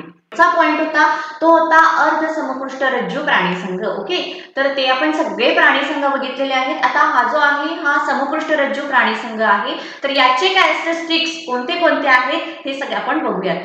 आता हे जे प्राणी आहेत या प्राण्यांच्या मध्ये त्यांची जी डेव्हलपमेंट आहे म्हणजे पहिला भ्रूण अवस्था असते, त्यानंतर प्रौढावस्था वगैरे अशा ज्या वेगवेगळ्या त्यांच्या विकासाच्या अवस्था आहेत त्या अवस्थांच्या दरम्यान कुठल्या ना कुठल्या अवस्थेमध्ये शरीरामध्ये पृष्ठरज्जू असतो, त्यामुळे त्यांना समपृष्ठरज्जू असं म्हणलेलं आहे. ओके, पृष्ठरज्जू आहे म्हणजे ते कुठल्या प्राणी संघामध्ये येणार, समपृष्ठरज्जू प्राणी संघामध्ये. आता त्यानंतरचा कॅरेक्टरिस्टिक कोणता आहे तर त्यांचा जो विकास होत आहे या विकासाच्या कुठल्या ना कुठल्या अवस्थेमध्ये त्यांना ग्रसणी कल्लविदरे असतात. आपल्या ह्युमन बॉडीचं जर उदाहरण घ्यायचं झालंच तर आपल्या ह्युमन बॉडीमध्ये सुद्धा जेव्हा भ्रूण अवस्थेमध्ये असतो तेव्हा आपल्याला सुद्धा असे ग्रसणी कल्लविदरे असतात. जशी जशी बॉडीची डेव्हलपमेंट होत जाईल तसे ते ग्रसणी कल्लविदरे डिजनरेट होतात आणि त्या जागी आपल्याला फुफ्फुसे निर्माण होतात. ठीक आहे, तर हा झाला त्याचा सेकंड कॅरेक्टरिस्टिक. तिसरा म्हणजेच काय, चेतारज्जू हा एकच असतो, त्याशिवाय तो कुठे असतो, पृष्ठबाजूस म्हणजे मागच्या बाजूस असतो आणि नळीसारखा पोकळ असतो. आता नळीसारखा पोकळ म्हणजेच काय, तुमची जी पेनातली जी रिफिल आहे ही रिफिल जर रिकामी झाली तर अगदी त्या टाईप मध्येच तो हा चेतारज्जू असतो, म्हणजेच काय आतून तो पोकळ असतो. त्यानंतर जे हृदय आहे हे अधर बाजूस असते. अधर बाजूस म्हणजेच काय तर पुढच्या बाजूस. आपल्या ह्युमन बॉडीला सुद्धा हृदय कुठे आहे तर पुढच्या बाजूस आहे, त्यालाच काय म्हणलेलं आहे, अधर बाजूस असं म्हणलेलं आहे. ठीक आहे विद्यार्थ्यांनो, तर हे चारही कॅरेक्टरिस्टिक्स आपण आता लर्न केले. तर याच्या बेसिसवरती समपृष्ठरज्जू प्राणी संघाचे अजून 3 उपसंघ पडलेले आहेत. तर हे 3 उपसंघ कोणते आहेत आणि त्यानंतर त्याचे वर्ग जे प्राणी वर्ग सुद्धा पडलेले आहेत हे सुद्धा आपण स्टेप बाय स्टेप स्टडी करूया. Okay, let's move. त्यातला पहिला जो आहे तो आहे पुच्छ समपृष्ठरज्जू प्राणी. ओके, पुच्छ म्हणजेच काय तर शेपटीकडचा जो भाग असतो त्याला पुच्छ असं म्हणलेलं आहे. तर या प्राण्यांच्या मध्ये जो पृष्ठरज्जू असतो तो कुठे असणार आहे, शेपटीकडच्या बाजूला असतो, त्यामुळे त्याला काय म्हणलेलं आहे, पुच्छ समपृष्ठरज्जू प्राणी. सी, आता हे जे प्राणी आहेत हे जास्तीत जास्त समुद्रामध्ये आढळतात. त्यानंतर त्यांच्या शरीरावरती जे आवरण आहे हे कुंचक या चामड्याचा सारखं दिसणारं जे असं आवरण आहे आणि या आवरणाने त्यांचं संपूर्ण शरीर आच्छादलेलं आहे. ठीक आहे, तर जेव्हा आळ्या असतात ह्या प्राण्यांच्या ते ह्या स्वतंत्रपणे पोहणाऱ्या असतात आणि त्यांच्या त्या शेपटीकडच्या बाजूला पृष्ठरज्जू असतो, त्यामुळे त्यांना काय म्हणलेलं आहे, पुच्छ समपृष्ठरज्जू प्राणी असं म्हटलेलं आहे. ओके, इथपर्यंत समजलं. आता पुढचा पॉइंट चौथा बघा, सागर तळाशी स्थिरावल्यावर यांचे रूपांतर स्थानबद्ध प्रौढांमध्ये होते. याचा अर्थ काय तर विद्यार्थ्यांनो, जेव्हा त्या आळ्या स्वतंत्रपणे समुद्रामध्ये पोहत असतात ज्या वेळेला त्या सागराच्या तळाशी समुद्राच्या तळाशी जातात त्यावेळेला तिथे गेल्यानंतर त्यांचा जो पुच्छ बाजू आहे त्या ठिकाणी पृष्ठरज्जू असतो. हा पृष्ठरज्जू तिथे जो स्थानबद्ध झाला जातो म्हणजे तिथे तो चिकटला जातो आणि हळूहळू तिथून तो डिजनरेट होतो म्हणजे नाहीसा होतो आणि जो प्राणी वरच्या बाजूचं सगळं आहे त्याची बॉडी, या बॉडीचे रूपांतर प्रौढांमध्ये होते म्हणजे त्याचा हळूहळू विकास होतो. आता यामध्ये हे जे प्राणी आहेत या प्राणी संघामधले हे प्राणी उभयलिंगी असतात. आता उभयलिंगीचा अर्थ मी मागच्या पार्टमध्ये सुद्धा सांगितलेला आहे, तर आता सुद्धा सांगते. उभयलिंगी म्हणजे त्या प्राण्यामध्ये स्त्री प्रजनन संस्था सुद्धा असते आणि पुरुष प्रजनन संस्था सुद्धा असते. तर या दोन्ही प्रजनन संस्था ह्या एकाच प्राण्यामध्ये असल्यामुळे या प्राण्यांना काय म्हणलेलं आहे, उभयलिंगी असं म्हटलेलं आहे. ओके, समजलं उभयलिंगी म्हणजे काय. तर आता याची उदाहरणं कोणती कोणती आहेत, हर्डमानिया, डेलिओलम, या ठिकाणी हे पिक्चर ऍड केलेले आहे बघा, डेलिओलम आणि ऑइपोप्युरा. तर हे 3 उदाहरणं याच्यामध्ये येतात. आता यातलाच पुढचा उपसंघ आहे तो आहे शीर्ष समपृष्ठरज्जू प्राणी. तर या प्राण्यांचे जे शरीर आहे हे साधारणतः 8 सेंटीमीटर होईल इतकेपर्यंत असते आणि यांच्या शरीराची जेवढी लांबी आहे एवढ्या लांबी इतका पृष्ठरज्जू त्यांच्यामध्ये असतो, त्यामुळे त्याला काय म्हणलेलं आहे, शीर्ष समपृष्ठरज्जू प्राणी म्हणतात. ओके, तर हे कुठे आढळतात, समुद्रामध्येच आढळतात. आता या प्राण्यांच्या बाबतीत एक स्पेशल कॅरेक्टरिस्टिक्स आहे, ते म्हणजे यांना जे ग्रसणी आहेत किंवा जे कल्लविदरे आहेत ते कसे असतात, नॉर्मल माशांच्या पेक्षा वगैरे ते कसे असतात, मोठे असतात. या ठिकाणी या पिक्चर मध्ये तुम्ही बघू शकता पुढचा हा जो केसाळ भाग दिसतो इथून त्याचे मुख म्हणजे तोंड सुरू होतं आणि त्याच्या आतल्या बाजूला लगेच हा जो पोर्शन दिसतोय याला कल्ल असं म्हणलेलं आहे. ग्रसणी तयार असते, या ग्रसणीमध्ये कल्लविदरे असतात आणि याद्वारे तो श्वसन करत असतो. तर इतर प्राण्यांच्या बाबतीत जर आपण कंपॅरिझन केलं आणि या प्राण्यांच्या बाबतीत जर कंपॅरिझन केलं तर या दोन्हीमध्ये कंपॅरिझन थ्रू तुम्हाला असं समजेल की हे जे कल्लविदरे आहेत हे कसे आहेत, हे थोडेसे मोठे आहेत. त्यानंतर हे जे प्राणी आहेत हे एकलिंगी असतात, म्हणजे नर प्राणी वेगळा आणि मादी प्राणी वेगळा असे दोन वेगवेगळे लिंग यामध्ये आढळतात. याचं उदाहरण कोणतं आहे तर ते आहे अँफिऑक्सस. खालच्या चित्रामध्ये तुम्ही बघू शकता की याचे विविध शरीराचे वेगवेगळे अवयव सुद्धा दाखवलेले आहेत. या ठिकाणी यकृत हे अवयव दाखवले आहेत, त्याचबरोबर इथं आतडे, तसेच जननग्रंथी, गुदद्वार आणि स्नायू अधिखंड हे सगळे अवयव या ठिकाणी या प्राण्याचे दाखवलेले आहेत. ओके, हा झाला सेकंड उपसंघ होता आपला. तर थर्ड उपसंघ कोणता आहे तो आहे पृष्ठवंशीय प्राणी. या प्राण्यांच्या मध्ये जो पृष्ठरज्जू आहे हा हळूहळू नाहीसा होतो आणि त्याच्या पुढचा जो विकासाचा टप्पा आहे म्हणजेच पृष्ठ पाठीचा कणा, हा पाठीचा कणा तयार होतो, डेव्हलप होतो. तर हे या प्राण्यांच्या बाबतीत असतं. त्याचबरोबर या प्राण्यांचे जे शरीर आहे हे कसं असतं, पूर्णपणे डेव्हलप झालं असतं. जसं की आपली ह्युमन बॉडी, आपल्या ह्युमन बॉडीचे जे शरीर आहे हे पूर्णपणे विकसित झालेलं आहे. मेंदू हा कवटीच्या आतमध्ये सुरक्षित आहे. त्याचबरोबर आता यामधले जे प्राणी आहेत यांचे जे अंतकंकाल आहे हे कास्थिमय सुद्धा असते किंवा काही प्राण्यांचे अस्थिमय सुद्धा असते. आता ह्युमन बॉडीशी जर म्हणायचं झालं तर आपले जे अंतकंकाल आहे हे कसं आहे, अस्थिमय आहे, हाडांचा सापळा आहे. पुन्हा पृष्ठवंशीय जे प्राणी आहेत यांचे दोन भागामध्ये क्लासिफाईड केलेले आहेत. त्यातलं पहिलं म्हणजे काय तर काही प्राणी असे आहेत की ज्यांना जबडा आहे तर काही प्राण्यांना जबडा नाही, ते जबडे विरहित आहेत. ह्युमन बॉडीशी रिलेटेड आपण बघायचं म्हटलं तर आपल्या ह्युमन बॉडीला काय आहे, चावण्यासाठी किंवा काही अन्न ग्रहण करण्यासाठी हे अशा प्रकारचे जबडे आहेत. पण काही पृष्ठवंशीय प्राणी असे सुद्धा आहेत की त्यांना जबडे नाहीत. ओके, तर पृष्ठवंशीय प्राण्यांच्या रिलेटेड हे सगळे कॅरेक्टरिस्टिक्स लागू होतात. आता या पृष्ठवंशीय प्राण्यांचे अगेन 6 वर्ग पडलेले आहेत. तर हे 6 वर्ग कोणते कोणते आहेत आपण आता बघूया. तर विद्यार्थ्यांनो हा पार्ट अगदी इंटरेस्टिंग आहे. आता त्यातलाच पहिला पॉइंट म्हणजे चक्रमुखी प्राणी वर्ग. चक्रमुखी प्राणी वर्गातले यातले जे सगळे प्राणी आहेत बघा त्यांना जबडे विरहित आहेत, म्हणजे त्यांना अन्न ग्रहण करण्यासाठी जबडे नाहीत. तर चुसी मूक असते. तर ही चुसी मूक म्हणजेच काय तर या ठिकाणी तुम्ही हा प्राण्याचं मी पिक्चर जे ऍड केलेलं आहे इथं बघू शकता. या ठिकाणी मी जे हायलाइट करते इथे बघा, अशा प्रकारचं त्यांना एक तोंड असतं किंवा मुख असतं. या ठिकाणी हा जबडा नाही आहे पण ते त्यांची तोंडाची रचना तशा प्रकारची आहे आणि आतल्या साईडला असे छोटे छोटे त्यांना अवयव आहेत. आपल्या लक्षात दात आहेत, त्याचबरोबर त्यांना ते तसे छोटे छोटे दात किंवा त्या टाईपमध्ये अवयव असतात आणि त्याच्याद्वारे ते आपलं अन्न ग्रहण करत असतात. सो म्हणजेच काय त्यांना जबडा नाहीये बट चुसी मुख असतं आणि त्याद्वारे ते अन्न ग्रहण करतात.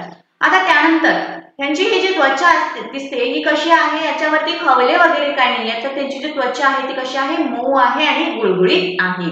तसेच युग्मित उपांगे नसतात. त्यानंतर अंतकंकाल जे आहे ते कसं आहे, कास्थिमय आहे आणि हे जे प्राणी आहेत हे बाह्य परजीवी असतात. तर याची दोन उदाहरण दिलेली आहेत, पेट्रोमायझॉन आणि मिक्झिन. ही दोन उदाहरणे या चक्रमुखी प्राणी वर्गामध्ये येतात. आता त्यातला पुढचा ब आहे तो आहे मत्स्य प्राणी वर्ग. ओके, तर यांच्या मधला पहिलं कॅरेक्टरिस्टिक्स कोणतं बघा, हे प्राणी शीतरक्ती. एक मिनिट थांबा, शीतरक्ती या शब्दाचा अर्थ आपल्याला पहिल्यांदा समजून घ्यायचा आहे. शीतरक्ती म्हणजेच काय तर जसं वातावरणाचं टेम्परेचर वाढेल तसं या प्राण्यांच्या शरीराचं टेम्परेचर सुद्धा वाढतं. जसं वातावरणाचं टेम्परेचर कमी होईल या प्राण्यांचे शरीराचं टेम्परेचर सुद्धा कमी होणार. म्हणजेच काय वातावरणातल्या टेम्परेचर मध्ये काही चेंज झाला तर या प्राण्यांच्या शरीराचे सुद्धा टेम्परेचर मध्ये चेंज होणार. असे जे प्राणी आहेत त्यांना शीतरक्ती असं म्हणलेलं आहे. ओके, समजलं शीतरक्ती म्हणजे काय तर वातावरणामध्ये जर टेम्परेचर चेंज झालं तर यांच्या शरीराचं टेम्परेचर सुद्धा चेंज होतं आणि या प्राण्यांना शीतरक्ती असं म्हणतात. तर हे जे प्राणी आहेत हे प्राणी समुद्रामध्ये सुद्धा आढळतात, त्याचबरोबर काही गोड्या पाण्यामध्ये सुद्धा आढळतात. त्यानंतरचा पॉइंट पाण्यामध्ये पोहत असताना त्या पाण्याचा प्रतिरोध कमी होण्यासाठी त्यांचे जे शरीर आहे या शरीराची रचना कशी केलेली आहे, दोन्ही बाजूंना किंवा दोन्ही टोकांना ते निमुळते केलेले आहे, जेणेकरून पाण्यात पोहत असताना त्या पाण्याचा प्रतिरोध कमी व्हावा. यांना पाण्यात पोहण्यासाठी युग्मित आणि अयुग्मित पर असतात. युग्मित आणि अयुग्मित, युग्मित म्हणजेच काय दोन आणि अयुग्मित म्हणजे काय एकच. तर पुढे पिक्चर मध्ये तुम्ही बघू शकता या ठिकाणी हे जे असे पर आहेत नावं दिलेले आहेत, अधर पर आणि पुष्ठ पर, म्हणजे पुढच्या बाजूचे मागच्या बाजूचे पर असं दिलेलं आहे. बट या ठिकाणी हे एकच आहेत. जर असे हे दोन असतील तर याला युग्मित असं म्हणतात, जर एकच असेल तर याला अयुग्मित असं म्हणतात. ओके, त्यानंतर पुच्छपराचा उपयोग हे पोहत असताना दिशा बदलण्यासाठी होतो. इथे बघू शकता तुम्ही हा जो पार्ट आहे याला पुच्छपर असं म्हणलेलं आहे. तर याचा उपयोग कशासाठी असतो? पोहत असताना लेफ्टला जायचं की राईटला जायचं याच्यासाठी हा पुच्छपराचा उपयोग केला जातो. त्यानंतर चौथा पॉइंट, यांचे बाह्यकंकाल हे खवल्यांच्या स्वरूपात असते. आता माशाचा बाह्यकंकाल किंवा बाहेरचं स्ट्रक्चर तुम्ही सगळ्यांनी बघितलेलं आहे. तर ते कशा असणार आहे? त्याच्यावरती खवले असतात. तर त्यांचा अंतकंकाल आतल्या बाजूचं जे स्ट्रक्चर कसं आहे ते कास्तिमय असते. ओके, इथपर्यंत समजलं. त्यानंतर अशा टाईप मध्ये जे मत्स्य प्राणी वर्गामधले जे प्राणी आहेत हे श्वसन कल्ल्याद्वारे करतात. इथे हा पॉइंट या ठिकाणी हा मी जे हायलाइट केले हे बघू शकता तुम्ही. इथे असे त्यांना कल्ल विदेरे असतात आणि याद्वारे ते आपले श्वसन करत असतात. तर याची उदाहरणे कोणती कोणती आहेत? रोहू मासा, पॉपलेट मासा, समुद्र घोडा, इलेक्ट्रिक रे, स्ट्रिंग रे. तर हे दोघं जण काय आहेत हे आपण बघूया. इलेक्ट्रिक रे म्हणजे हा अशा प्रकारचा एक मासा आहे की त्याच्यावरती तुम्ही जर अटॅक करायला गेलात तर तो अशा प्रकारे आपल्याला दंश करतो की जणू एक शॉक बसावा अशा प्रकारे त्याचा दंश असतो. त्यामुळे त्याचं नाव इलेक्ट्रिक रे असं दिलेलं आहे. ओके, तर स्ट्रिंग रेचा तो कशा प्रकारचा मासा आहे की या माशाला एक बाहेरच्या बाजूला एक काटा असतो. जर त्याच्यावरती कोणी अटॅक करायला गेलं तर फॉर द प्रोटेक्शन पर्पज तो आपला काटा त्या दिशेने फेकतो. म्हणजे त्या आपल्या स्वतःचा बचाव करत असतो, प्रोटेक्ट करत असतो. समजलं इलेक्ट्रिक रे मासा कोणता, स्ट्रिंग रे मासा कोणता. आता ठीक आहे, पुढचा बोलूयात. पुढचा आहे ते आहे उभयचर प्राणी वर्ग. उभयचर म्हणजेच काय? तुम्हाला या आधी सुद्धा हा शब्द आलेला आहे. उभयचर म्हणजे जे प्राणी जमिनीवर सुद्धा राहू शकतात आणि जे प्राणी पाण्यामध्ये सुद्धा राहू शकतात अशा प्राण्यांना उभयचर म्हणलेलं आहे. तर हे जे प्राणी आहेत ते डिंब अवस्थेमध्ये म्हणजे अगदी अळी अवस्थेमध्ये सुरुवातीच्या अवस्थेमध्ये ते फक्त पाण्यामध्ये असतात आणि जलीय श्वसन करतात. जसजसं त्यांची डेव्हलपमेंट होईल ते प्रौढ अवस्थेमध्ये येतील ते पाण्यात सुद्धा राहू शकतात आणि जमिनीवरती सुद्धा राहू शकतात. जलीय आणि वायू शोषण करतात. आता याचा अर्थ आपण बघूयात. जो बेडूक आहे हा बेडूक त्याची त्वचा जी असते ही त्वचा कशी असते? मऊ असते आणि एकदम पातळ असते, ओलसर असते. जेव्हा तो पाण्यामध्ये असेल तेव्हा तो त्वचेच्या सहाय्याने आपले श्वसन करत असतो. बट जेव्हा तो जमिनीवरती असतो तेव्हा तो वायू शोषण करतो. म्हणजे आपण ह्युमन कसं म्हणजे आपल्या ह्युमन बॉडीचं कसं आहे? आतमध्ये श्वासोश्वास घेणे, बाहेर सोडणे या प्रकारचं जे श्वसन आहे हे या अशा प्रकारचं श्वसन तो जेव्हा जमिनीवरती असतो त्याद्वारे तो करत असतो. तो फुफ्फुसांच्या द्वारे ते श्वसन करत असतो. त्यामुळे अशा प्रकारातले जे प्राणी आहेत त्यांना उभयचर असं म्हणलेलं आहे. ओके, हा झाला आपला पहिला पॉईंट. त्यानंतर उपांगाच्या 2 जोड्या असतात आणि अंगुलींना नखे नसतात. आता यासाठी आपल्याला पिक्चर्स बघावे लागेल. आता या पिक्चर मध्ये हे बेडूकचे जे उदाहरण दिलेलं आहे ते बघू शकता तुम्ही. उपांग म्हणजे काय? पुढचे 2 पाय आहेत तर मागचे 2 पाय आहेत. म्हणजे ही एक जोडी झाली आणि ही एक जोडी झाली. याला काय म्हणायचं? 2 उपांगे आहेत असं म्हटलेलं आहे. त्यानंतर इथे मी हायलाइट करते हे बघा, या ठिकाणी यांचे पाय आहेत आणि पुढे अंगुली आहेत म्हणजे बोटा आहेत. तर यांना विशिष्ट असे नख वगैरे नाहीये, ती प्लेन आहेत आणि मृदू आहेत, मऊ आहेत. कठीण भाग कोणता नाहीये, त्यामुळे त्यांच्या अंगुलींना काय आहेत? नखे नाही आहेत. त्यानंतर बाह्यकंकाल नसते म्हणजे वरच्या बाजूची माशाला कसे खवले असतात तशा प्रकारचं यांना काही नसतं. त्यांची जी त्वचा आहे मऊ गुळगुळीत असते आणि श्वसनासाठी ती नेहमी ओलसर ठेवली जाते. त्यानंतरचा 5वा पॉईंट, बाह्यकर्ण नसतो पण कर्णपटल असते. म्हणजेच काय? आपल्या ह्युमन बॉडीमध्ये बाहेरच्या बाजूला आपल्याला कानाचं हे स्ट्रक्चर दिलेलं आहे. बट अशा उभयचर प्राणी वर्गामध्ये त्या प्राण्यांना अशा प्रकारचा बाह्यकर्ण नसतो परंतु कर्णपटल असतो जेणेकरून जे सगळे आवाज आहेत ते त्यांना ऐकू येऊ शकतात. मान नसते, डोळे बटपटीत असतात पण त्यांना पापण्या असतात. म्हणजे या ठिकाणी तुम्ही बघू शकता मानेचा असं कुठल्याही स्ट्रक्चर या ठिकाणी नाहीये त्यामुळे त्यांना मान हा अवयव नसतो. डोळे जरी असले तरी त्याच्यावरती पापण्या असतात. आणि याची उदाहरणं कोणती आहेत? बेडूक, त्यानंतर टोड आणि अशा ठिकाणी जो पालीसारखा तुम्हाला प्राणी दिसत आहे याला सॅलमेंडर असं म्हटलेलं आहे. ओके, तर हा पॉइंट क्लिअर झाला असेल तर आपण पुढचा पॉइंट बघूया, तो म्हणजे सरीसर्प प्राणी वर्ग. आता सरीसर्प प्राणी वर्ग हे जे प्राणी आहेत जेव्हा प्राण्यांची उत्क्रांती पूर्ण झाली तेव्हा त्यावेळेला जे सगळ्यात पहिले सरपटणारे प्राणी होते हे सगळे प्राणी हे या सरीसर्प प्राणी वर्गामध्ये येतात. तर हे जे प्राणी आहेत हे सुद्धा शीतरक्तीय आहेत. ओके, शीतरक्तीचा अर्थ मगाशी आपण व्यवस्थित बघितलेला आहे. परंतु या प्राण्यांचे जे शरीर आहे हे उचलत नाहीये किंवा त्यांना असं चालता येत नाही त्यामुळे ते कसे आहेत? जमिनीवर आपल्याला सरपटताना दिसतात. तसेच त्यांची त्वचा जी आहे ती कोरडी असते आणि खवलीयुक्त असते. माशांच्या प्राणीवर्गाबाबतीत आपण काय बघितलं, त्यांची किंवा जे उभयचर प्राणीवर्ग होते त्यांची त्वचा कशी होती, ओलसर होती. बट सरीसर्प प्राणी वर्गामधले जे प्राणी आहेत त्यांची त्वचा कोरडी असते आणि त्यांच्या शरीरावरती खवले असतात. आता यांचे जे शरीर आहे या शरीराच्या म्हणजे शीर आणि धड या दोघांच्या मध्ये मान हा अवयव असतो. आणि उदाहरणं कोणती आहेत त्याची, पाल, साप, कासव, सुसर, सरडा ही सगळी जी उदाहरणं आहेत ही याच्यामध्ये येतात. तुम्ही बघू शकता या ठिकाणी आपण कासवाचे उदाहरण घेऊया. कासवाच्या उदाहरणामध्ये बघा या ठिकाणी ही शीर म्हणजे डोक्याचा भाग आहे तर हा धड आहे, तर याच्यामध्ये मान असते. त्याचबरोबर त्यांच्या पायाच्या बाजूला तुम्ही बघू शकता याच्या अंगुली ज्या आहेत त्या अंगुलींना नखे असतात. त्यानंतरचा पुढचा प्राणी वर्ग आहे तो आहे पक्षी वर्ग. आता या पक्षी वर्गामध्ये हे जे कशेरुस्तंभ प्राणी पूर्णपणे खेचर जीवनासाठी अनुकूलित झालेले असतात. त्यानंतर हे प्राणी आहेत हे उष्ण रक्ती प्राणी आहेत. मगाशी आपण शीतरक्तीचा अर्थ व्यवस्थित बघितला. आता उष्ण रक्ती म्हणजेच काय, तर वातावरणामध्ये कुठल्याही टेम्परेचर म्हणजे टेम्परेचर वाढू दे किंवा टेम्परेचर कमी होऊ दे यांच्या शरीराच्या टेम्परेचरवरती कुठल्याही प्रकारचा परिणाम होत नाही. म्हणजे यांचे जे शरीराचे टेम्परेचर आहे हे नेहमी कॉन्स्टंट राहते आणि अशा प्राण्यांना उष्ण रक्ती असं म्हटलेलं आहे. ओके, शीतरक्ती उष्ण रक्ती दोन्ही पॉइंट क्लिअर झाले असतील. आता त्यानंतर हवेत उडताना हवेचा प्रतिरोध कमी करण्यासाठी यांचे शरीर दोन्ही टोकांना निमुळते असते. मत्स्य प्राणी वर्ग जो बघितला त्याच्या सारखंच सेम टू सेम कॅरेक्टरिस्टिक्स आहे बघा. त्यांना पाण्यात पोहत असताना पाण्याचा प्रतिरोध कमी होण्यासाठी त्यांचे शरीर दोन्ही टोकांना निमुळत होतं. बट पक्षी वर्गामध्ये कसं आहे, हवेत उडत असताना हवेचा प्रतिरोध कमी होण्यासाठी दोन्ही टोकांना त्यांचं शरीर निमुळत आहे. त्यानंतर अग्र उपांगे पंखामध्ये परावर्तित झालेले असतात आणि अंगुली हे खवल्यांनी आच्छादलेली असून त्यामध्ये नखे असतात. त्याचबरोबर बाह्य कंकाल म्हणजे बाहेरच्या बाजूचं त्यांचे जे स्ट्रक्चर आहे शरीराचं हे कशाचे असते, पिसांच्या स्वरूपामध्ये असतं. आणि शीर आणि धड याच्यामध्ये मान असते आणि जबड्याचे रूपांतर हे चोचीत झालेलं असते. या ठिकाणी आपल्याला कसा जबडा आहे तसं याच्यामध्ये जे जबडा आहे या जबड्याचे रूपांतर पुढे चोचीत झालेलं असतं. याचं उदाहरण कोणती आहेत, मोर, पोपट, कबूतर जे सगळे पक्षी वर्ग आहेत या पक्ष्यांची सगळी नावं तुम्ही या ठिकाणी देऊ शकता. आता सगळ्यात शेवटचा आहे तो आहे सस्तन प्राणी वर्ग.